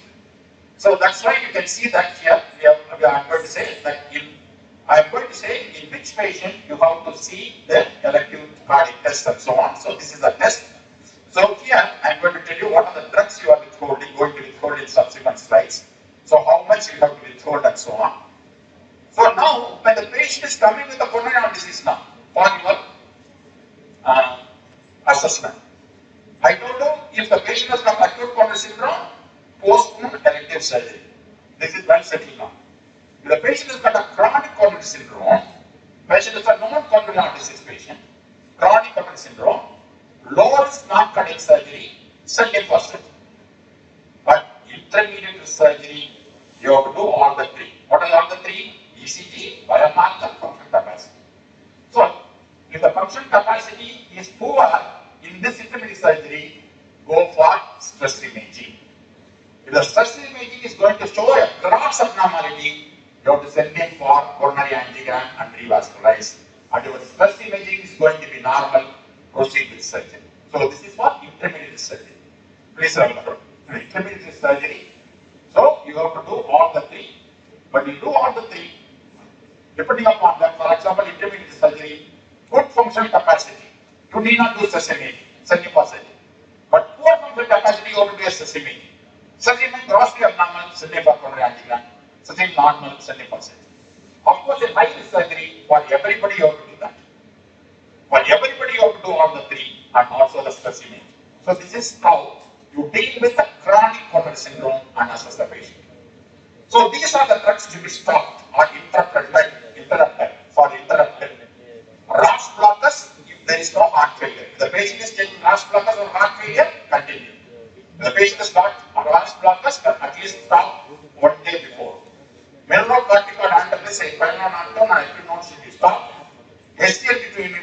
stopped 3 days before surgery. Metformin, depending upon the release, should be stopped 48 hours before surgery. Diuretic should be stopped. And the patient is on steroid, depending upon the indication, whether it can stop and you can interfere with steroid because it may interfere with the healing. So these are the drugs which should be interrupted. So it should be interrupted before surgery. So this is the important thing you have to undergo the surgery. You have to undergo the list before the surgery. Then we assess the risk of surgery, intermediate risk and low risk and so on. Now, which surgeries have got high bleeding risk? The bleeding with low bleeding risk is the low risk surgeries, and intermediate, once again, majority of surgery will come under intermediate bleeding risk. Very high bleeding risk are orthopedic surgery, neurosurgery, abdominal surgery, and the plastic surgery, thoracic surgery. They all come under bleeding risk. So now what they assess us to do is not only the risk of surgery, but also the risk of bleeding of surgery. So you have to assess two things: whether the surgery is for high bleeding or the patient is prone for high thrombotic risk. You have to assess two things: bleeding versus thrombosis. If the bleeding risk is no, and the patient is on dual antiplatelet therapy, see this recommendation now. No surgeon will do this. When the patient is on dual antiplatelet therapy already on, if the patient has got no high bleeding risk, continue DAPT through surgery. Continue dual antiplatelets through surgery if the patient has got no bleeding risk. And if the patient has got high bleeding risk and high thrombotic risk, what is mean by high thrombotic risk? Just undergone a PCI within less than 1 month, less than 3 months ACS. Very complex stenting procedure like balloon, rotablator, left main stenting, chronic occlusion stenting, all that. When high thrombotic risk and high bleeding risk is there, if the surgery is not considered, it's a purely elective surgery, postpone the surgery. High bleeding risk, high thrombotic risk, but the surgery is not necessary or elective surgery. The time-sensitive surgery is the one that at this particular point in time the surgery has to be done within 3 months for a cancer. Within 2 to 3 months you have to do the surgery. It's called time-sensitive surgery. Then what you have to do is you have to break the dual antiplatelet, continue the parental antiplatelet agents like GP1 inhibitor or cancerol during the surgery, bridging the surgery, and then restart after the surgery. Now we come to this part. The patient has got a high bleeding, but no thrombotic risk. High bleeding, no thrombotic risk. You have to stop P2Y12 inhibitor and continue aspirin through surgery. How much you have to stop? Ticagrelor 3 to 5 days before, clopidogrel 5 days before, and prasugrel 7 days before. The ticagrelor you can stop even 3 to 4 days before. Here, so this is what the actually. So no bleeding risk, no thrombotic risk, no bleeding risk at all. Dual antiplatelet, continue dual antiplatelet. High thrombotic risk, high bleeding risk. Very simple selective surgery, postpone it. If it is a time-sensitive surgery, bridge with intravenous antiplatelets, and he has got no thrombotic risk, high bleeding risk, do it with an aspirin. I don't know whether the surgeons will accept this recommendation and do surgery with a dual antiplatelet, a dual aspirin. So the recommendation is not to stop at all any antiplatelet through the surgery. You see that? If you want to stop, you have to defer the surgery. Even if you want to stop, you have to bridge that with the intravenous antiplatelet agent. So that is an important recommendation today. So that's why it is bridging here. For example, you have stopped prasugrel, you have stopped clopidogrel 7 days, 3 to 5 days. Then from the third day to the next day, either intravenous GP, terafimab and eptifibatide, or you have to give cancerol and the bridge and then start the oral antiplatelet again. Bridge it with the intravenous antiplatelet and start oral antiplatelet around 4 to 6 days, 4 to 6 hours after the surgery. And the most important recommendation is this: don't ever stop your low dose aspirin throughout the surgery, whatever it is. So that is the recommendation. Now we come to a patient who has not just undergone a PCR and he is on dual antiplatelet. He has not undergone surgery. So now we have to consider that whether the patient has undergone ACS or a PCI or high risk ischemic event if they are present. This is what high risk ischemic event if they are present. So this is what I told you about what are the high risk, the perioperative stent thrombosis. If the patient is prone for high risk thrombosis, you cannot start dual antiplatelet for 3 months. If the surgery is time sensitive, you can start it for after 6 months. And preferably in all these patients, do an elective surgery after 1 year. If it is elective surgery, do it after 1 year. If there is a recent ACS and recent PCR. But if the patient has got none of this, is not a high risk patient, then the dual antiplatelet can be stopped even after a month. Probably can be stopped, but definitely it can be stopped and the surgery can be done after 6 months. So this is the recommendation of a patient who has undergone dual antiplatelet. So either it is preferable if the patient is elective surgery, it can be go on till this thing. So this is a recommendation against the anticoagulants now. So once again, the patients are anticoagulants. They are prosthetic valves coming with for surgery. So once again, it all depends upon what thrombotic risk you are dealing with, what are the bleeding risks. Always do that. When the patient is prone for thrombosis, patient is prone for bleeding. If the patient has got no bleeding risk at all, then you can see the recommendation is that even if a patient is taking vitamin K antagonist, if it is low INR, if you have only less than 1.5, less than 5 milligram of warfarin is required, to keep the required INR, continue warfarin and do it. For example, you require only 5 milligram of warfarin, your INR is achieved. Then you can continue warfarin and do it. If it is not, once again you have to bridge with heparin. In what the Cossacks, now we can start interruption and then the bridging is not recommended for Novavax. Bridging is recommended only for PK antagonists. So this is how. So now once again, when there is a high bleeding risk and high thrombotic risk, if it is an elective non-surgery or non-cardiac surgery, postpone non-cardiac surgery. If it is a high bleeding risk and no thrombotic risk, now can stop the anticoagulants and bridging is not recommended. So what is the high thrombotic risk here? Mechanical prosthetic valve. The mechanical prosthetic valve, VKA, should be stopped and bridged within 3 days. Heparin, and after the 3 days it is heparin. So once again, mechanical heart valve we can interpret. High bleeding risk is not there, then VKA and NOC. If VKA is small dose, you can continue, NOC you can stop. So now many of our patients are on Cossacks. When to stop a Cossack before surgery, when to start a Cossack after surgery. So it all depends upon minor bleeding, low bleeding or high bleeding. So I don't want to go into the complex thing. It's always safer to stop 1 day before. Majority of drugs you stop 1 day before and start even in a low bleeding risk. You can even start after 6 hours or start after 48 hours. So a plain rule is start 1 day and start operating all the Cossacks. Only in high bleeding risk, you have to start after 48 hours. In other things, you can start immediately. The low bleeding risk, even after 6 hours of the surgery, you can start this Cossack. So these are the recommendations. Then, of course, you have to treat anemia. So there are a lot of the important thing is not to look for anemia, but you have to look for iron deficiency. So iron deficiency is different from anemia. Even low ferritin is iron deficiency. Low ferritin with the low hemoglobin only, iron deficiency anemia.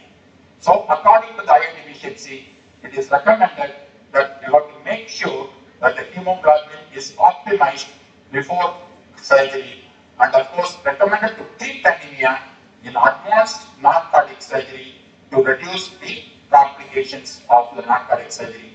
So there are certain algorithms are available for surgery. So intraoperative blood loss, only the blood loss equal or more than 500 ml. The important thing is that you have to give a transfusion. Only the blood loss is more than 500. So So now we come to the intraoperative and postoperative management.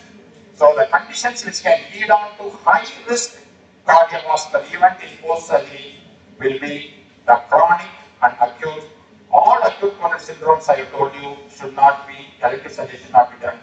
In chronic coronary heart disease I have told you, the patients who will likely to have a complication will be elderly patient who has got a basic coronary heart disease and the patient got a heart failure, peripheral artery disease, anemia, diabetes and so on. So that's why you can see that the post-cardiovascular complications are gone. Type 1 myocardial infarction, type 2 myocardial infarction. I'll explain that. Acute heart failure, arrhythmia, pulmonary embolism, stroke, and cardiovascular death. So these are the problems you can have it during intraoperative period or in postoperative period. So this is what the recommendation now. Measure high sensitivity troponin before surgery and after surgery. If the high sensitivity troponin is more than upper limit of normal post-operatively, then you are diagnosing post-operative myocardial infarction. If you are not measuring the troponin pre-operatively, you have to do post-operative troponin after the surgery, on the day or 24 hours after surgery, and you have to diagnose a post-operative myocardial infarction through clinical means, ECG means, and echo means. So, elevated troponin is not always equal to acute coronary syndrome. Elevated troponin can be happening due to many of the conditions like chronic kidney disease. Any injury will produce the increase in troponin. That's why rise in troponin is important. That's why they want us to do before and after. So the before is normal, after is increased in ACS. Before is increased, after is also increased in the same amount. It is chronically elevated troponin. You need not do anything about that. That's why the comparison. So whenever the acute troponin increase, it can be a type 1 myocardial infarction is rupture of thrombus, a rupture of the blood, thrombus is occluded coronary artery, a classical myocardial infarction. Type 2 myocardial infarction is your supply is decreased or that many times the demand is increased. Supply is decreased because of anemia. Demand is increased, your blood test is, BP is high, heart rate is high. Because of that there is infarction. It is not because of the rupture or the thrombus. It is because the supply is less and the demand is high, type 2 anemia and tachyarrhythmia, heart failure and the type 2 MI. So this is what we see that in order to maintain the cardiovascular stability, the goal-directed hemodynamic therapy should be there in patients who are undergoing non-cardiac surgery. Please make sure you do not make the patient to have a intraoperative hypotension, which is defined as intraoperative mean arterial pressure of decreased more than 20% from the baseline or the values below 60 to 70. So this amount of blood pressure should not be there equal or more than 10 minutes during the surgery. So that's a very important goal. So this amount of BP cannot be there during surgery of more than 10 minutes. So that's why you have to have the baseline BP and also intraoperative BP. What are the causes of post-operative hypotension? Sometimes it is your anesthetic agent itself is cause for hypotension. So please remember it is due to significant vasodilatation and because it is too deep anesthesia which can produce hypotension or it can be hypovolemia or it can be other complex causes. So this is how we address all the complications and of the post-operative complications, type 1 MI, type 2 MI, tachyarrhythmia, heart failure, and the type 2 likely MI. But a proper pre-operative evaluation will help you to avoid all this.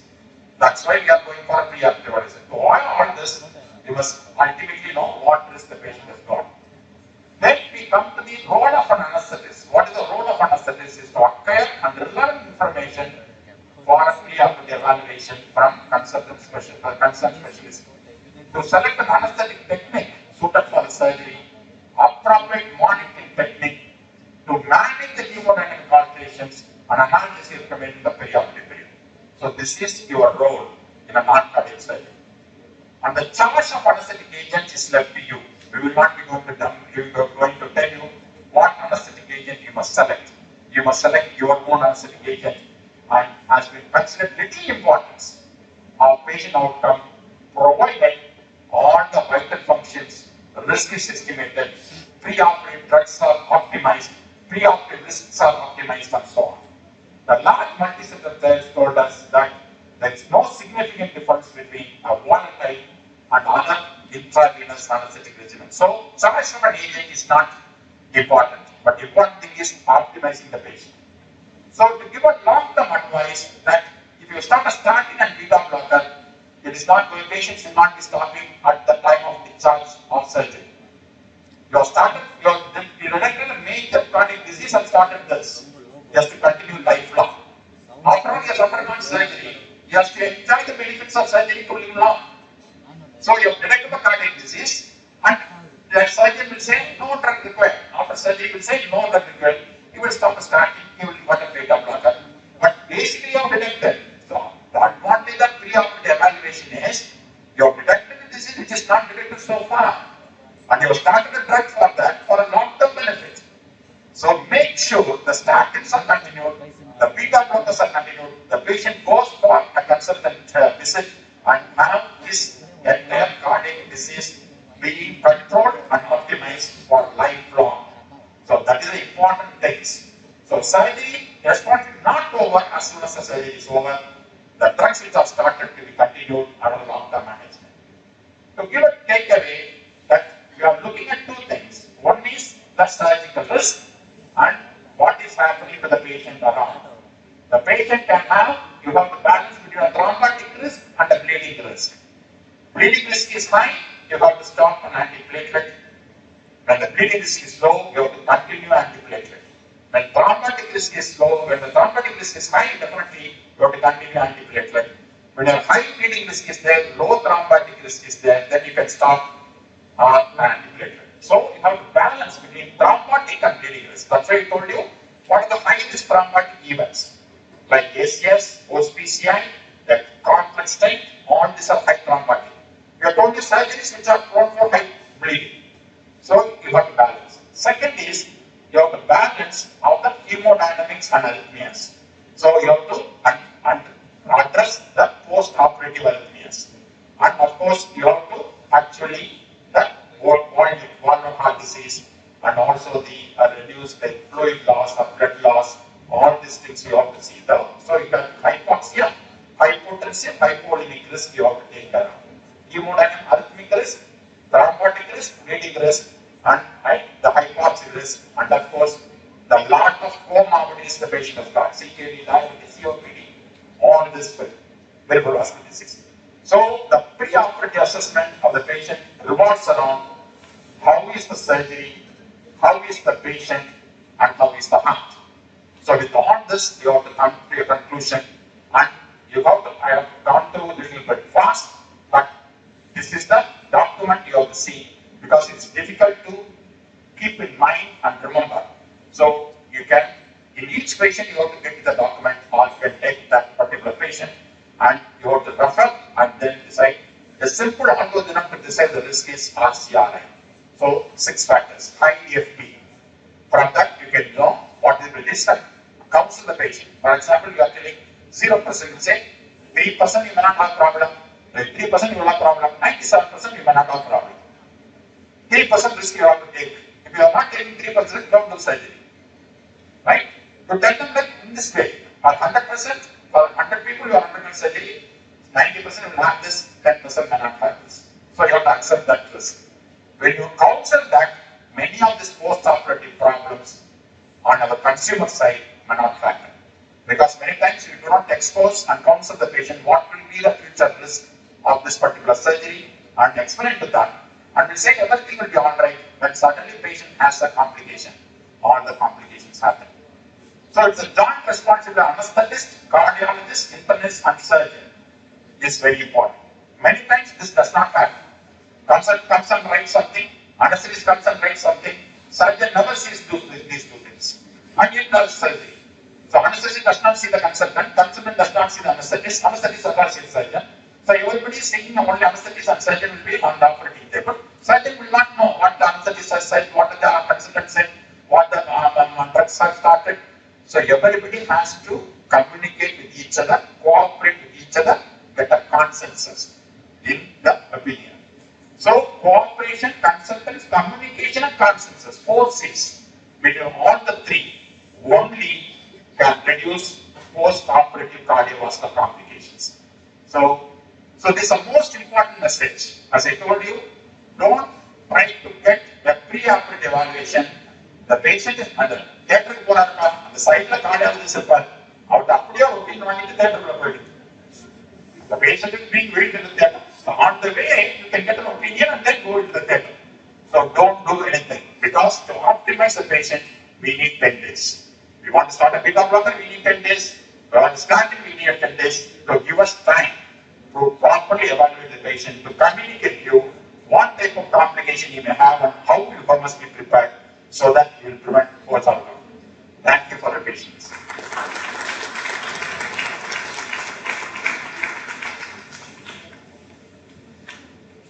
So what I'm going to do quickly now will be, so now I have told you this.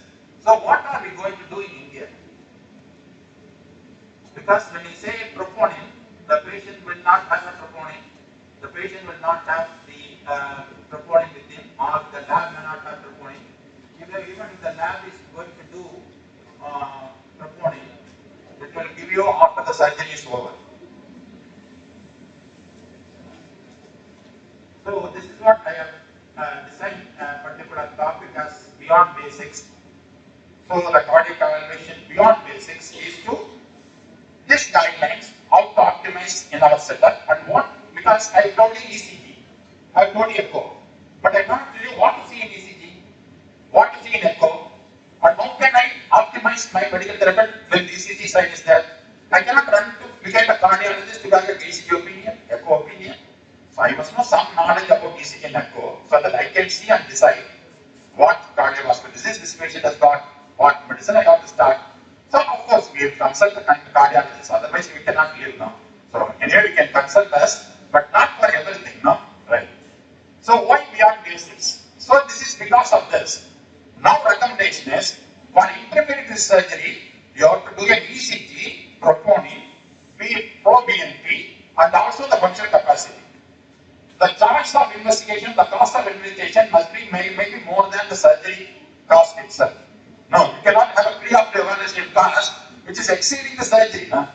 So the patient also will not be willing to spend so much of money for a pre-operative. You may have taken ECG, at least you might have an echo. You can have what is a BNP, you do 2,000 rupees. In this blood test you do 2,000 rupees. It's not possible, isn't it? So that's why the recommendation is this today. What will you do? Why this guideline sometimes may not be applicable to us? Because everything is depends on functional capacity. Our ladies do not walk even to the kitchen. So even the next door will say, I say breathlessness. When they go next door, they will say breathlessness. The functional capacity assessment, especially in ladies, is very difficult because they are totally deconditioned. They are not walking at all. Even to that 1 furlong, they will say, sir, much wrong, sir. But she will be normal. The breathlessness is because of deconditioning of many of our folks. So history is not reliable at all. Functional capacity is difficult to assess. And some unexpected complications which will happen. I told you this is what going to do. Although you have done a beautiful pre-operative assessment, still the patient may die, and still the patient may come and hit you and burn your hospital. Right? You have done a beautiful assessment, but unexpected complication. Now today, patients and relatives don't accept failure, complication and mortality. They don't accept at all. They want everything success. They want us to be Indian cricket team to win every match. So even cricket team is not doing that. Then how can we are expected to do that? They react violently now. And of course, we have to be extra careful in predicting complications. So this results in both preparation and patience. Preparation of the patients as well as the relatives. So when you want to say the risk, you should not say to the patient alone. You have to show to the patient risk. Because you have told the patient would have died. The relatives don't know. So you have to counsel the relative this risk is there. So this is in contrast to our British examination where we are not supposed to tell anything to the Even the patient is going to die tomorrow, we are not supposed to tell the relative without consent of this patient. So we have to say, sir, you are going to die tomorrow, can I tell to your son? They say, yes, I am going to die tomorrow, you can tell your son, then only we can tell to the son. Right? So in our setup, we cannot do that. So the most important thing is, that's why we have to look beyond basic. So what is the beyond basic? First is the clinical examination. So it is a fashion not to carry the stethoscope still there, isn't it? It is a fashion not to carry a stethoscope. If you carry a stethoscope, you are an old physician. So no longer we do a clinical examination, we straight away order an ECG echo and then come to a conclusion. Look at all pulses, rate and rhythm. Look for carotid bruit. Simple carotid bruit will tell you it's got atherosclerotic cardiovascular disease. CVD. You don't do anything. I told you CVD needs this. How to detect CVD? Simple carotid bruit. It's a CVD. Simple coagulation is a CVD. Your blood pulses is not good, it's CVD. And high or low pressure, BP high or low pressure, use it with a caution. And JVP, I told you, many of our women doctors are very interested in seeing the neck and what jewel the patient is wearing and so on. I used to say that obstetricians just look little above. You have very important information in JVP. In addition to look at the jewels the patient is wearing, just look little above. You have beautiful, the patient is sitting, and I told you, I showed you in the morning picture, the JVP is standing. You need not do anything to know our all big hemodynamic wanting say my LA to RA pressure is elevated. JVPs are not sitting, you know, JVP is elevated, RA pressure is high. Normal, third heart sound. You must have a practice to pick up of third heart sound. A very simple clinical method to say patient is in heart failure. No echo, no ECG. Third heart sound, heart failure. And cyanosis or parallel edema. There's a confusion. When there is a capillary edema, whether it's cardiac or non-cardiac. Look at the JVP. JVP is elevated in edema, cardiac. JVP is flat in edema, non-cardiac. That's all. So because this is a systemic venous condition, when IVC pressure is going to be increased, SVC pressure is going to be increased. So this is the best way to say whether edema is cardiac or non-cardiac. And ask whether the patient how many pillows he is using per night. The patient is able to lie down flat, he does not have a left heart failure. Right? So, how many pillows and of course the function capacity. Then the ECG. When you do it at electrocardiogram, it gives us so much of vital information. So, many times you look at B1. So, in B1, especially in elderly patient, hypertensive patient, you look for the deep terminal P negativity. The deep P terminal negativity tells you that the patient has got a significant systolic or diastolic dysfunction of the heart. So a very simple ECG parameter which will tell you, especially in hypertensive, diabetics, non-coronary patient, the P negativity deeper than one small square and wider than small square is an indication of a systolic or diastolic dysfunction. This ECG sign is there, you must do an echo. This ECG sign is there, you must do an echo. Then of course, you look at, this is the left atrial abnormality. Then look at that P wave in L2. If the P wave is taller than 2.5 squares, it's a tall P wave. So it means there is a right side pathology. When right atrial enlargement is there, then you have to suspect a COPD or pulmonary hypertension, especially when your B1 shows the right ventricular enlargement. So if the ECG is like this, right axis deviation where L3 is tallest, right atrial enlargement is there, RVH is there. So you have to look for COPD or pulmonary hypertension. So this is a simple ECG. Left atrial abnormality, right atrial abnormality. Then look at the PR interval. When you have a short PR interval and initial slur in the QRS, PR interval is, now you have finished P wave now. Left atrial P wave, right atrial P wave. Then come to the PR interval. PR is short. Yeah, definitely very syndrome. This patient may have re-entry arrhythmia during the tachycardia, during the surgery. You have to keep all your anti-arrhythmic in place. Amiodarone, adenosine, all this in place, isn't it? So, patient asks for tachycardia, no case of tachycardia, or patient does not have a tachycardia, you have to be careful. Then, of course, long PR interval. When the patient has a long PR interval, he's got a first degree arterioventricular block, then he can go for a bradycardia, like advanced heart blocks. So you have to make sure what drug he is on, whether he is already on a beta blocker, try to consult and try to stop a beta blocker or on digoxin or on amiodarone, what drugs is left atrium, right atrium. So all these things will give you some clue in the electrocardiogram. And which is a high risk prolonged PR interval. Whenever there is a prolonged PR interval, look at the QRS. The QRS is narrow, most often it may not be significant. I told you some drugs would have precipitated.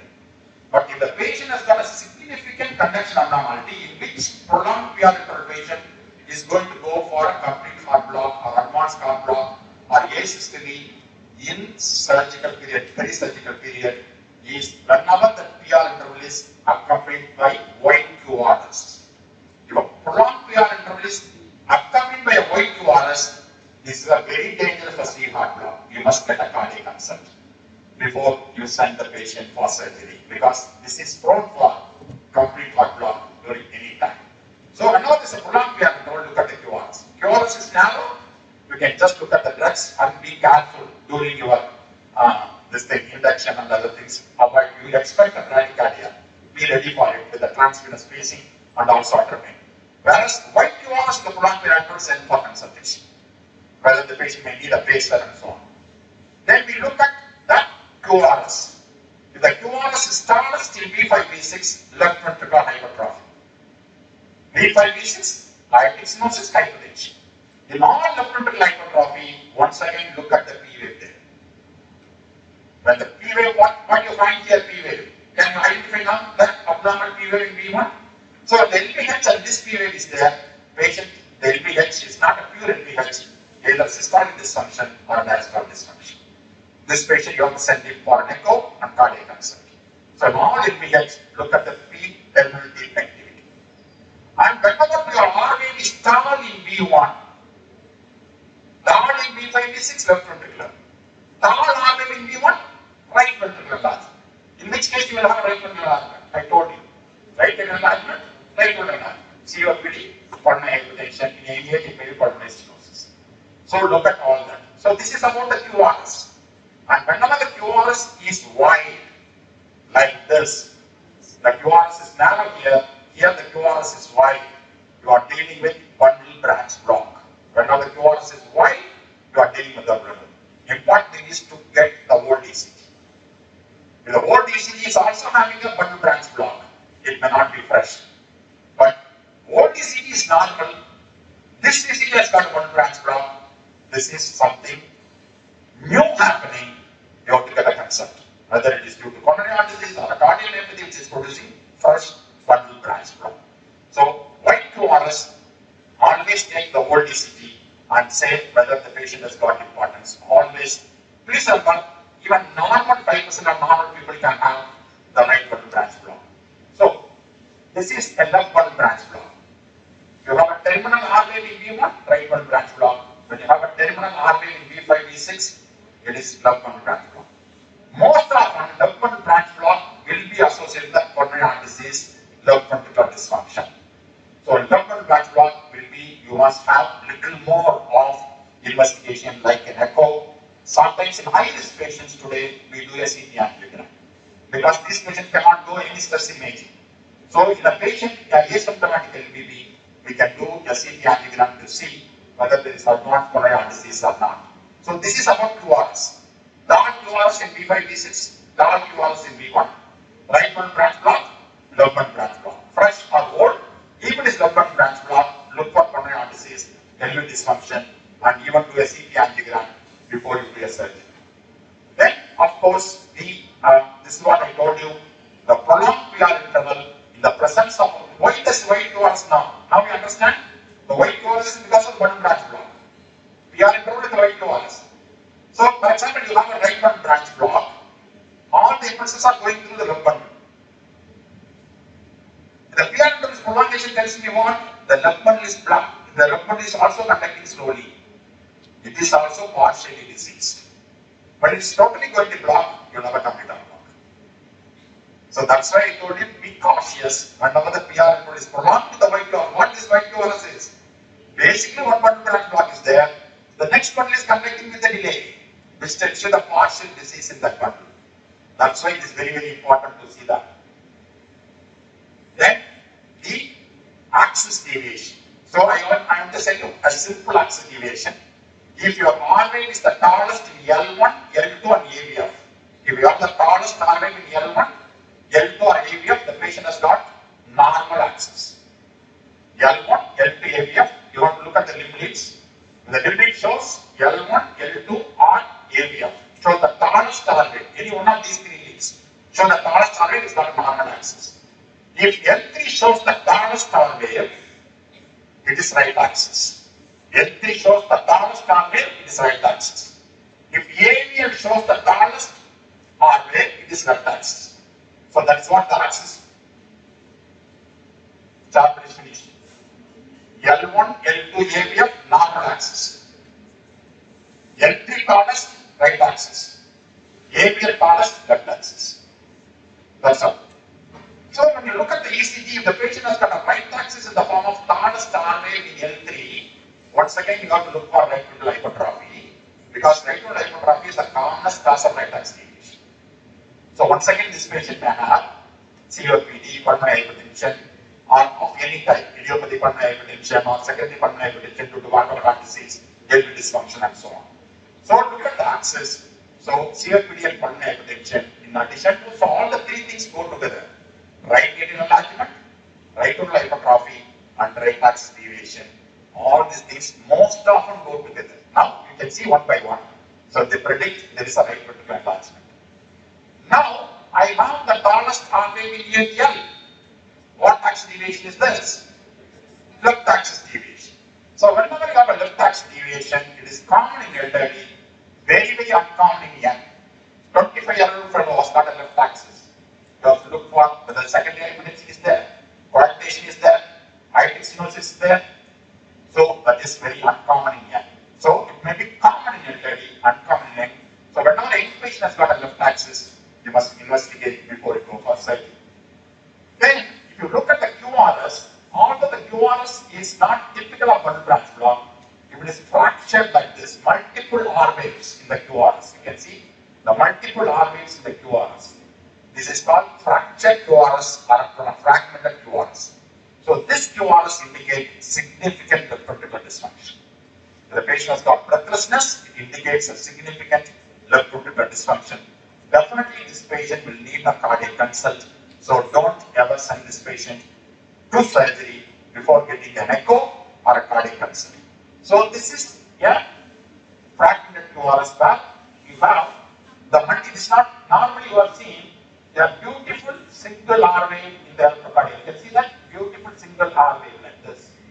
Whereas here you can see there is multiple R waves, which is a fragmented QRS. Then how to identify the earliest symptoms of pulmonary heart disease?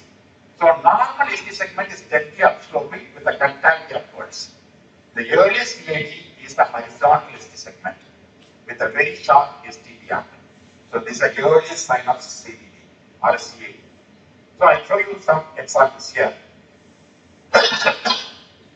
Now look at the V2.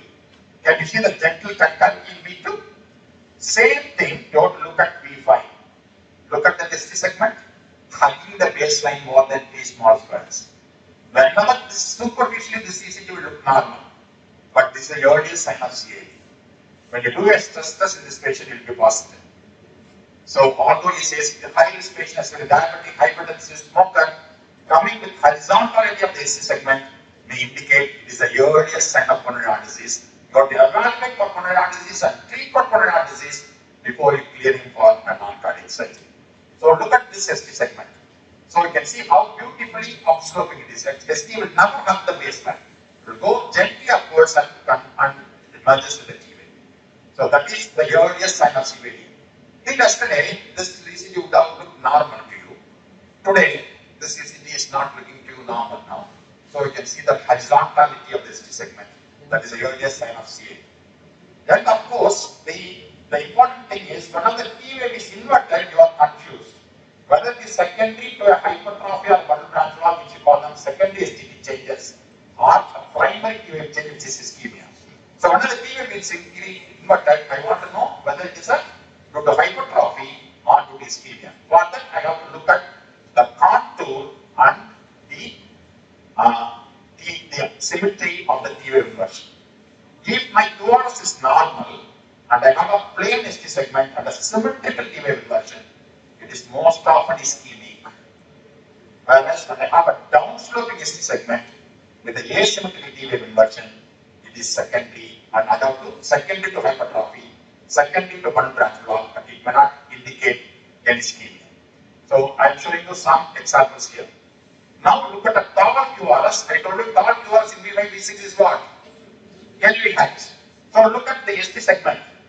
J point is depressed, downsloping ST and your downsloping T wave and downsloping T wave are not similar.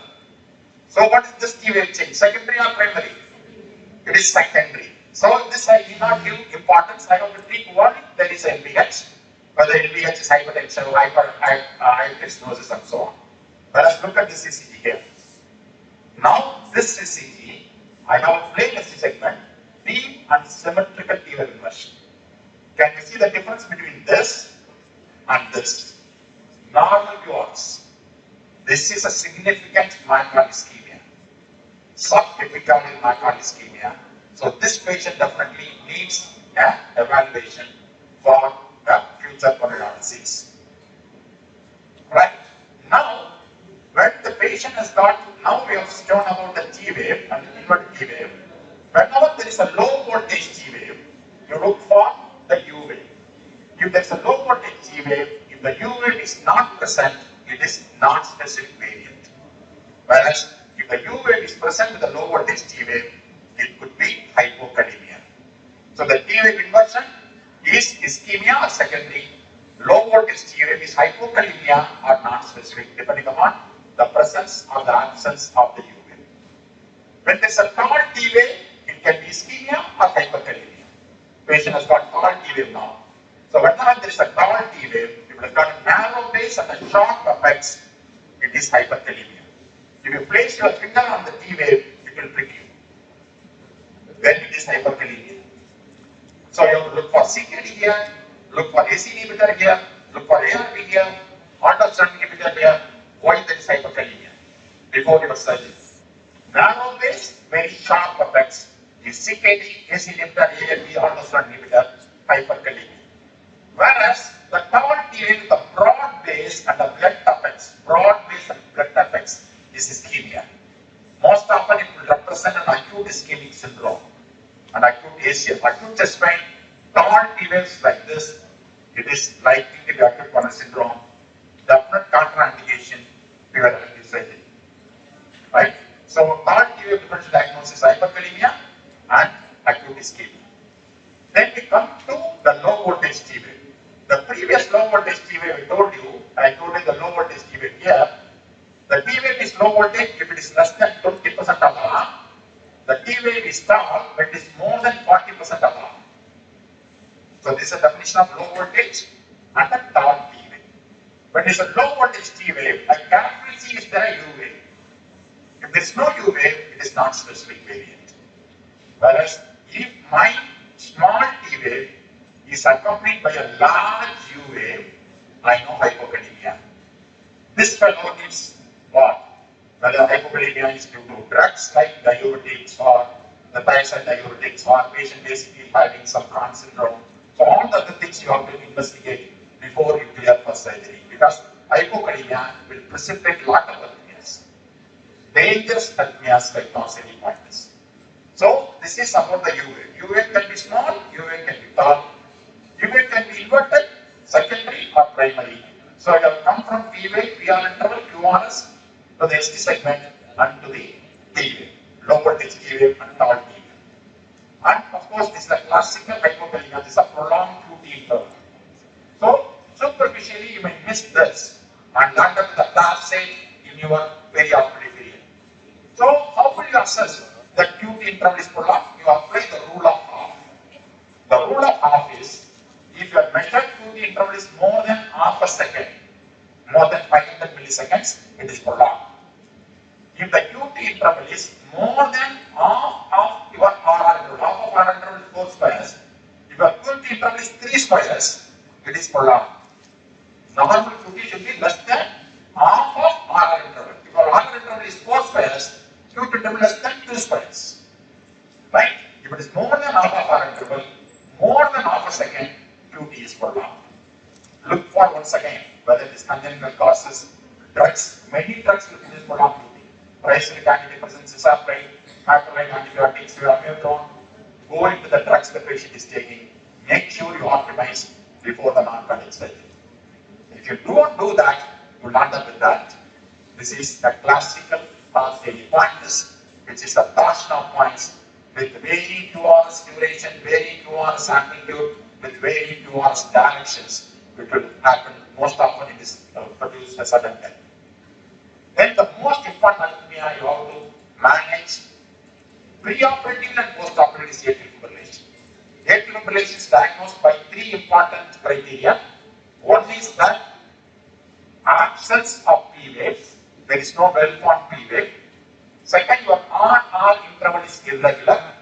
And third, you have small fibrillary waves in the baseline. So absent P wave, irregular R interval, and undulating baseline. So once again, you must know whether it's a recent onset atrial fibrillation or persistent. The patient is having long-term atrial fibrillation. If the patient is long-term atrial fibrillation, you would have been on oral anticoagulant now. So make sure he is on oral anticoagulant. So if he is not on oral anticoagulant, you must get definitely a cardiac opinion on that. So what is the causing, whether it's a mitral stenosis, cardiomyopathy, thyrotoxicosis, or non-modulated fibrillation like hypertension. So you have to evaluate atrial fibrillation and then must take for surgery. So these are all things you can just get on your routine pre-op evaluation. You think it's a atrial fibrillation, then you have to get a consult and don't put them again. Then we come to the ventricular ectopics. I told you about the ventricular ectopics. The ventricular ectopics are the white QRS complexes, premature beats, and they come before the next expected sinus beat. Why they are called premature beat? Because they come before the next expected sinus beat. And their QRS is wide and bizarre when compared to the basic sinus beat. So the problem is BPDs, especially in our pre-operative evaluation. When the patient has got a BPD, what to do? That means I have to make sure whether the BPD is malignant or benign. So there are certain parameters to tell whether the BPD is benign or malignant. For example, if the patient has got a broad BPD with multiple notches like this, it is probably malignant. Broad and short BPDs. Whereas the BPD which has got a long and thin BPD is probably benign. Tall lean fellows are benign. Short, broad fellows are broad malignant. This is for the BPDs. Tall lean fellows are most often benign. Broad, short fellows are malignant. Then, this is the type of BPDs you must watch for. Whenever the patient has got a couplet like this, very, very dangerous. You can never take up that patient person. 3 couplets or 2 couplets. Whenever the BPD is falling on the T wave of the previous sinus beat, very close. When sinus beat and BPDs are loving each other very closely, it is going to break up. Right? So the arm of the BPD is falling on the T wave of the sinus beat, dangerous BPD. So this will precipitate a PF and you have to definitely have a consult. And the single lead, your BPD have got different configuration. One BPD is like this, one BPD is like this, another BPD is like this. It tells you what? Not a single focus which is irritant, multiple foci are irritant. So once again, malignant. And when the BPD is very, very frequent, by Gemini, it may be malignant. Whenever the BPD is associated with the basic structural heart disease, during ischemia or during LVH, during LTB, patient has got LV dysfunction, he has got a BPD. So the presence of a structural heart disease has got a BPD, it will be malignant. So I told you the configuration of the BPD, where it is placed, how frequently it is coming, whether it is repetitively coming. When all these malignant BPDs are there, get a consult. Because these patients are prone for sudden death. These BPDs are the warning arrhythmias for sudden death. So definitely you have to get a consult and get an opinion. So now this is almost I've got all the BPDs. You can say there are RRT, there are SC segment and couplet and triplet and multifocal. Multiple configurations of BPDs, RRT. So whenever you find this type of BPD, get the cardiac consult, do an echocardiogram, do electrolytes, see whether there is a precipitating factor. And even if the benign VPD, you have to take the patient for surgery, keep your drugs ready, lidocaine ready, amiodarone ready. Please make sure your defibrillator is working and wasted. It must be working. Defibrillator will be there, but it should be working, and it should be charged, and it should be wasted. Right? So all these things are ready because the patient has got a VPD. Keep lidocaine, keep amiodarone ready, and watch and make sure you avoid all the ventricular irritants, hypoxia, and your agents which are supposed to irritate the ventricles. All your irritants should be like giving atropine routinely in the post-operative period. All these things you have to be little careful, even when you take the patient for VPD during the surgery. And of course, we never look at the heart rate. Today it is not a routine practice at all to count the pulse rate. Nobody counts the pulse rate. Even if you want to count the pulse rate, you count it for a second and multiply it to 60. If the regular pulse rate, you have to count for a minute. In the irregular pulse, you have to count for 3 minutes. This is the clinical examination. Clinically, you have to count the pulse rate. Pulse rate is most important in your pre-operative evaluation. Because I told you, the ideal heart rate to prevent cardiovascular complication is a heart rate less than 70 in a pre-operative period. So 60 to 100 is normal, more than 60. Tachycardia, find out the cause, whether it's anxious, whether he's got a neurotoxicosis, whether he's got a heart failure, whether he's got some other anemia. All these things will produce anesthetic cardia. Why is tachycardia? Bradycardic, you can look for the drugs. Many times a beta blocker, many times a calcium channel blocker, the cause of bradycardia. So make sure you look at the heart rate and decide what is the ideal heart rate for your surgery. Then we come to the echocardiography, the beyond basics in echocardiogram. So in echocardiogram, what to see in echo? Now the echocardiogram report, how we see the last line. Echo is essentially normal. We close the echo report and go. So we think you are good for surgery. So go through the echo report, line by line. Look at the systolic function, ejection fraction. Less than 35, very high risk. Then they would have written diastolic dysfunction.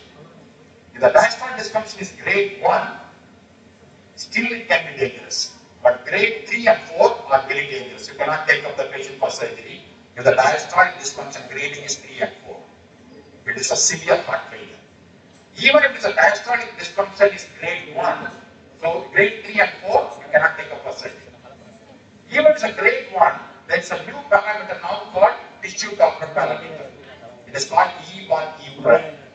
Even a grade 1 diastolic dysfunction, you have to look for this E bar E prime parameter.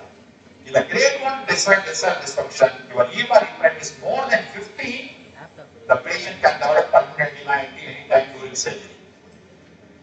Anytime pulmonary edema. The grade, even grade 3 and 4, definitely.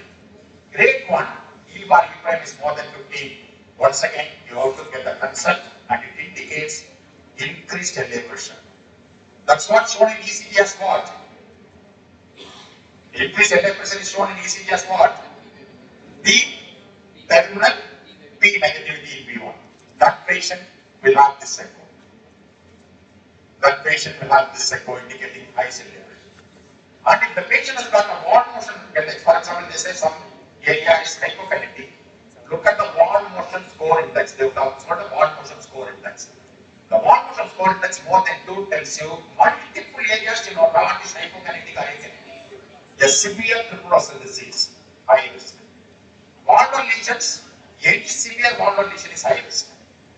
Any severe valvular lesion is high risk. Pulmonary hypertension, we don't look at the pulmonary hypertension at all. Pulmonary hypertension above 50, systolic pressure 50. Once again, high risk. I'll tell you what precautions.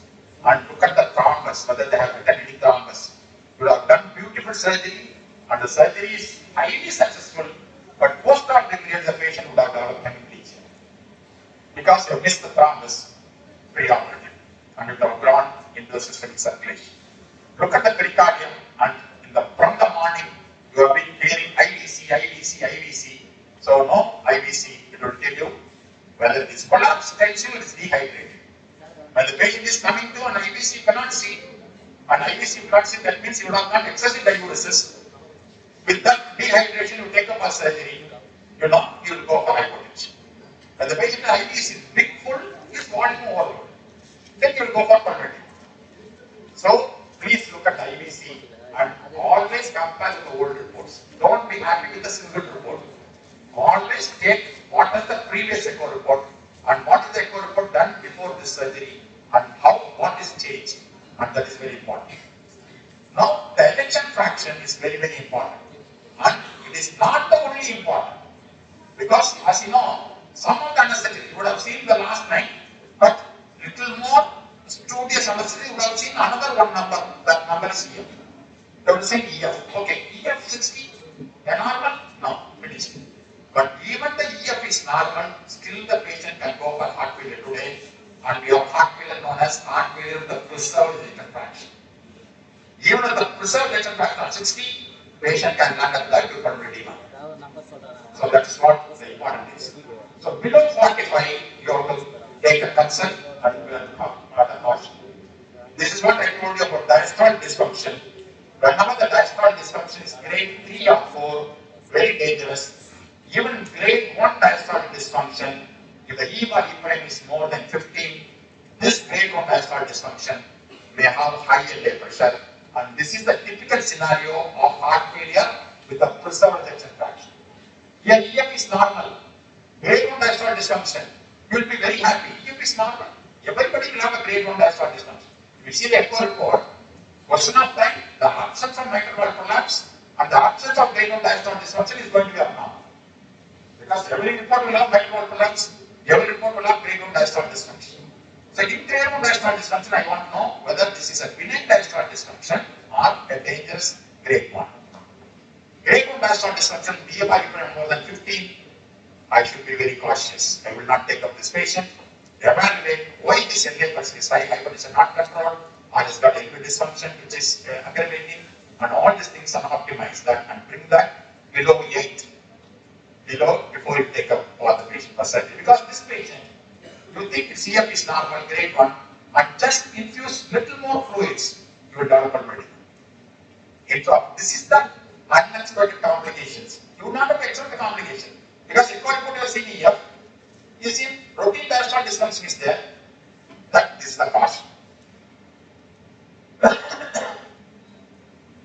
This is a grade 1 diastolic dysfunction, where your E wave is less and the A wave is high. So whenever the E bar E prime is more than 15, it is elevated blood pressure. Heart failure can occur even when EF is normal. This is heart failure with the preserved ejection fraction.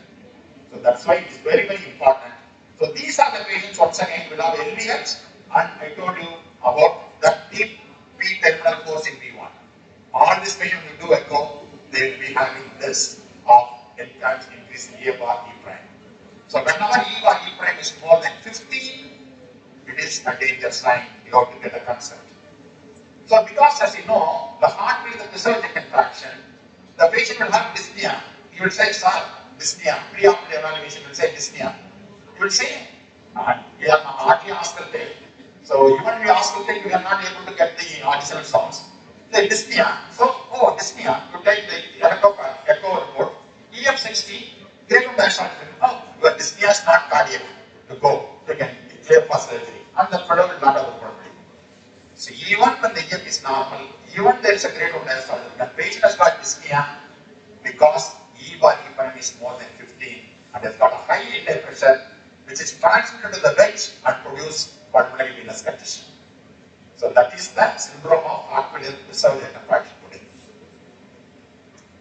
So in pulmonary heart disease, whenever foremost abnormalities in LAD be cautious, because LAD is a widow making artery.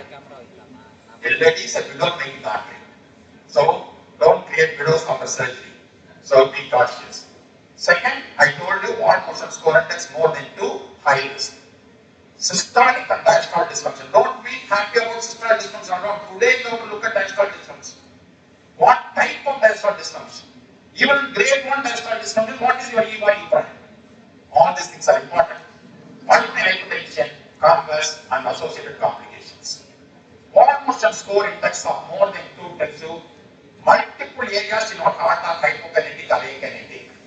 Severe triple vessel disease, so it needs an intervention. In pulmonary heart disease, if it is a severe pulmonary heart disease, you have to postpone elective surgery.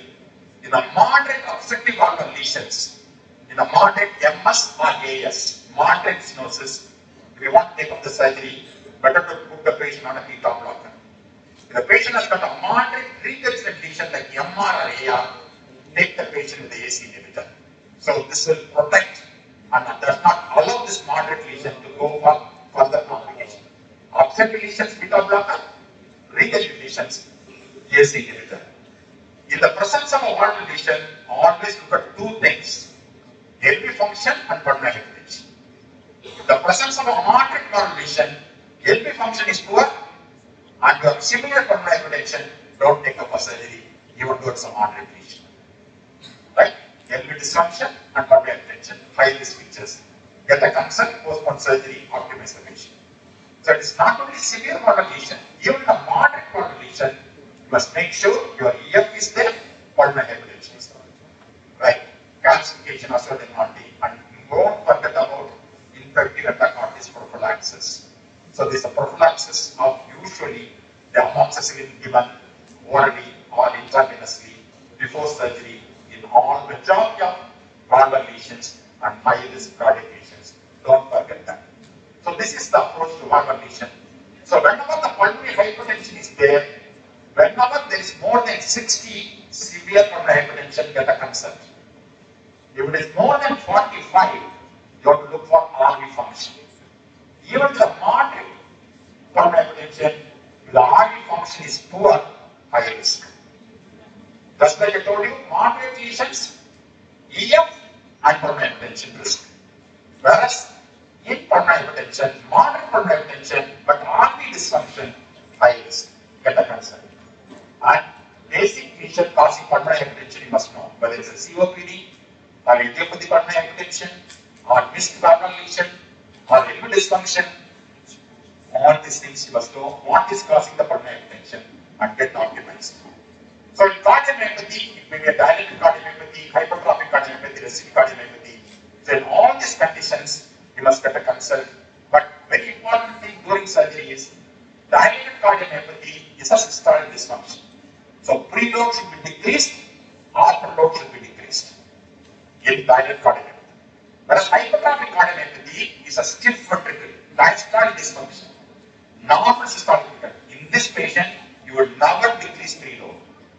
You must maintain the preload because it's a stiff ventricle. So you have to maintain the preload to maintain the cardiac output. So our mindset is all cardiac patients, we give a diuretic, we reduce the preload.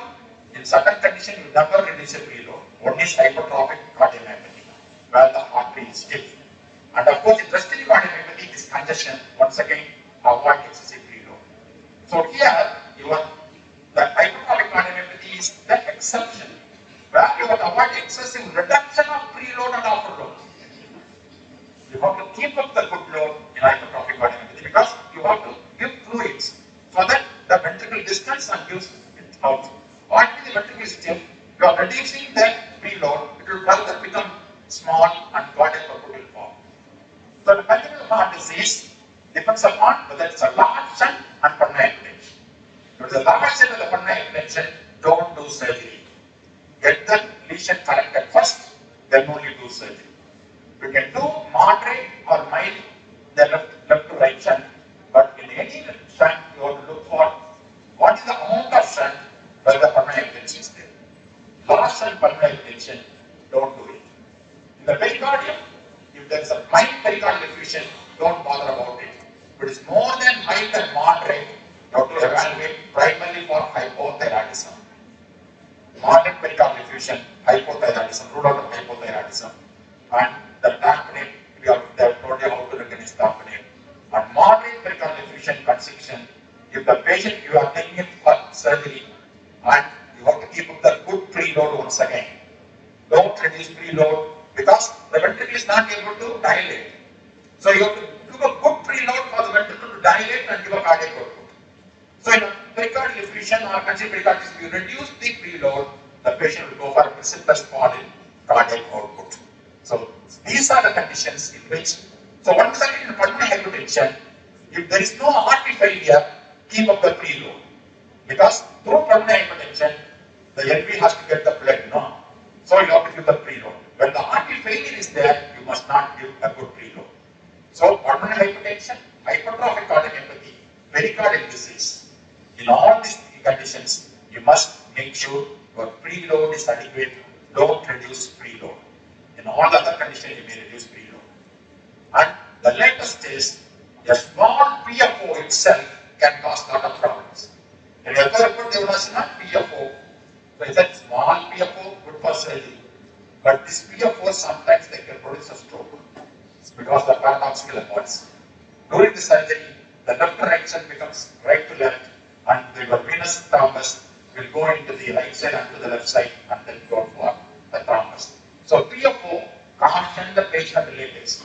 The small hole is there, some complication can happen or may not happen. So this is, although this looks benign, this benign lesions can produce a major complication post-operatively because of the paradoxical efforts. So what is the impact? For these patients, if you put a beta blocker and you recommended the beta blocker, the recommended beta blocker is 2.5 of bisoprolol or 50 milligram metoprolol, and get the heart rate between 60 and 70 per minute. And this is the grade 1 recommendation in patients with a coronary heart disease, in patients who are undergoing high risk non-cardiac surgery, in intermediate cardiac surgery patient who has got equal or more than 2 clinical risk factors. In all these patients, when should beta blockers should be started? Same test you are. What is the optimal heart rate you must get? Less than 7. So that's what the beta blocker is about. The statin, I told you 4 groups of statin. In 4 groups you have to start a statin. Once again 10 days. Before 10 days you have to start.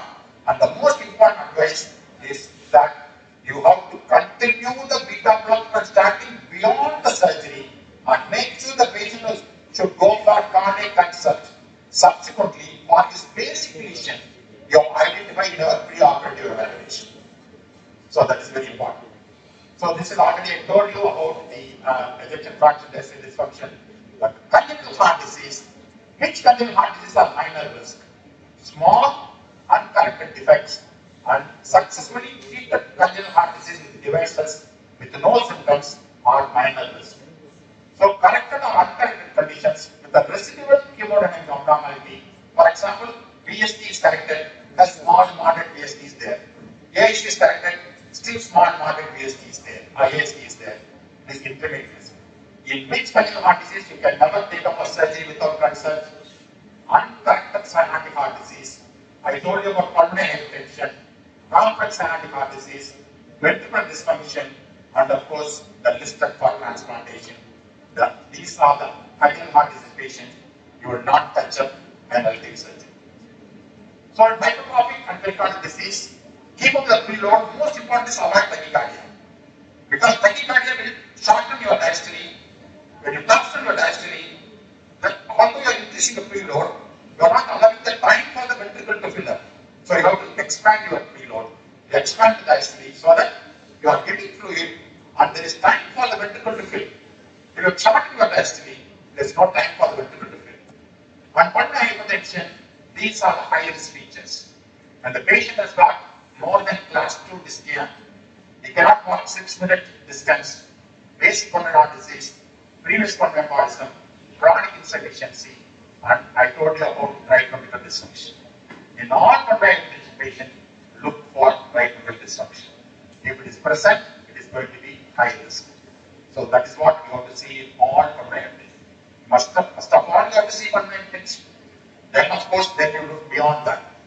One way of looking at the pulmonary hypertension is, if they are pulmonary hypertension, usually detected in echocardiography by DR and PR. When the PR is there and PR is there, they can detect pulmonary hypertension. But in the absence of PR and DR, they can detect pulmonary hypertension through what is known as pulmonary acceleration time. So if there is no PR, you have to look this parameter in your echo report, pulmonary acceleration time. If the pulmonary acceleration time is less than 100, the patient may have some amount of pulmonary hypertension.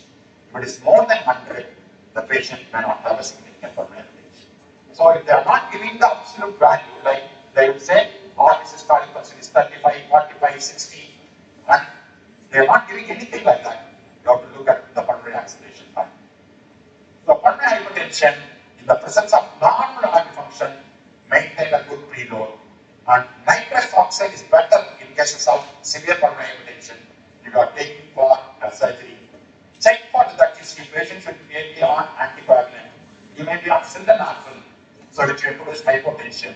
And most important thing is hypoxia should be at any cost because of powerful pulmonary vasoconstrictor. This will further aggravate your pulmonary hypertension.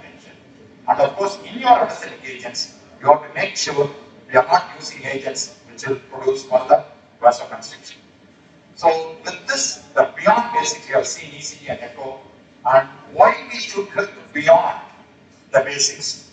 Looking beyond clinical is just a carotid breathe. Just instead of taking pulse and blood pressure, you will have some amount of time to look at the neck. For a carotid breathe and the JDP, you will be looking beyond. Looking beyond the ejection fraction is diastolic dysfunction. Looking beyond diastolic dysfunction is what type? Looking beyond variable diastolic dysfunction is E-body prime.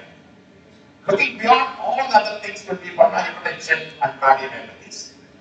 And looking beyond like this will help in preparation of the patient, when to start a beta blocker, when to start a statin, when to start an AC inhibitor in that particular patient, and optimize the heart rate and optimize the cardiovascular status. Looking beyond helps in anticipating emergencies and being prepared for it.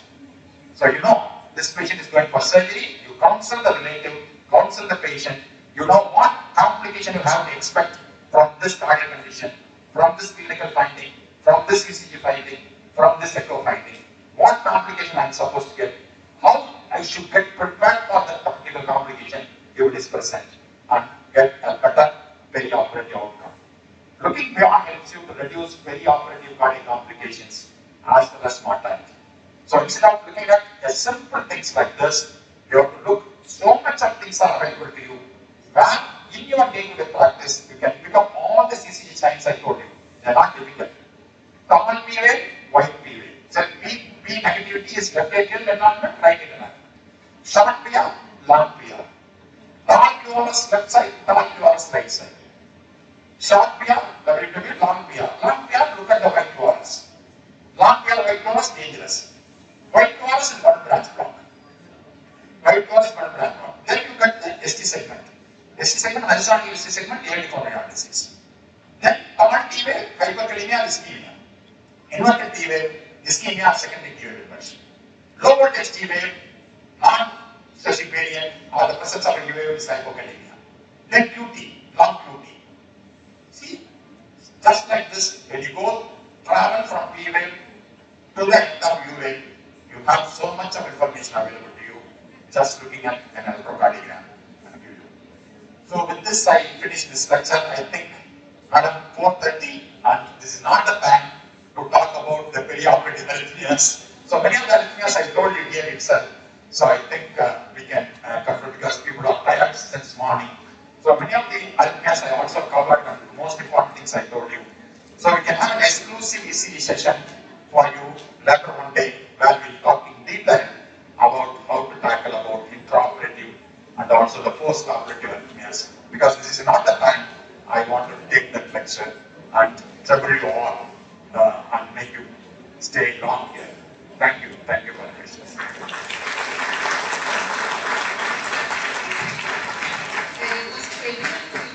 Stand up, I can see some results and standing ovation for that.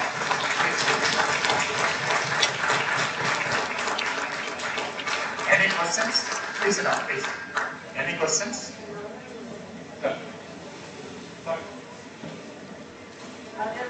அரைநாள் கொடுத்தாலும் Guardian ஃபுல்லாக cover பண்ணுறீங்க, one day கொடுத்தாலும் பண்ணுறீங்க, 1 month கொடுத்தாலும் 1 year கொடுத்தாலும் பண்ணுறீங்க. எப்படி sir புரியுது? அதான் சார் இப்போ. Thank you very much for your elaborate lecture, sir.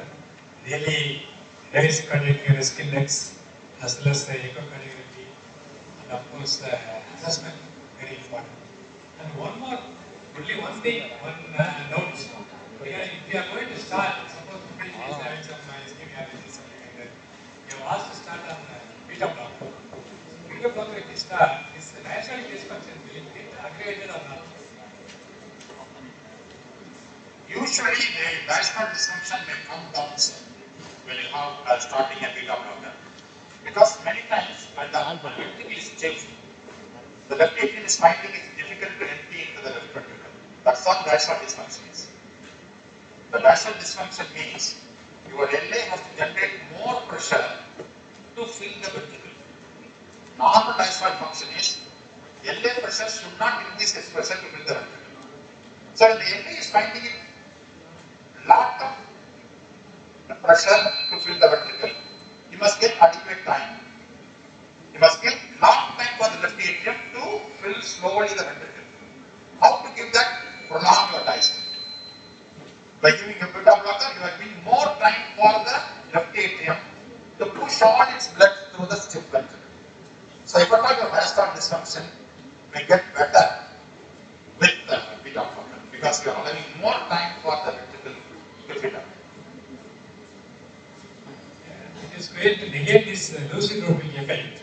That's why I have asked. Another important thing as far as anesthesia is concerned, whenever the patient is on beta blocker, they will have some respiratory problems. So like because it is not exclusively selectively cardiothoracic.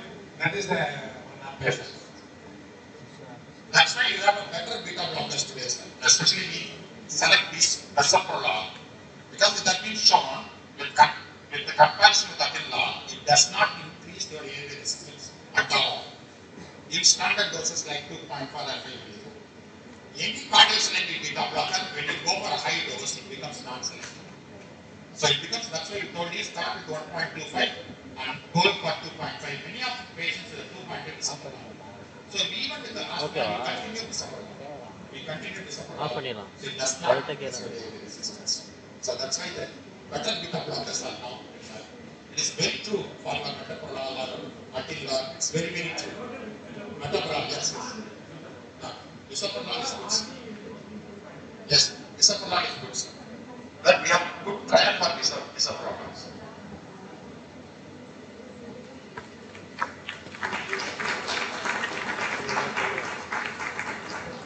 Thank you, madam. Thank you for your all excellent hospitality. So I have not seen this type of hospitality. So people are surrounding us when we are went for the lunch and taking everything. So we are all very much thankful to you. It's a great honor to be invited as a team of our ECGN club. I told you this is the first time we are invited as a team. So I'm very happy.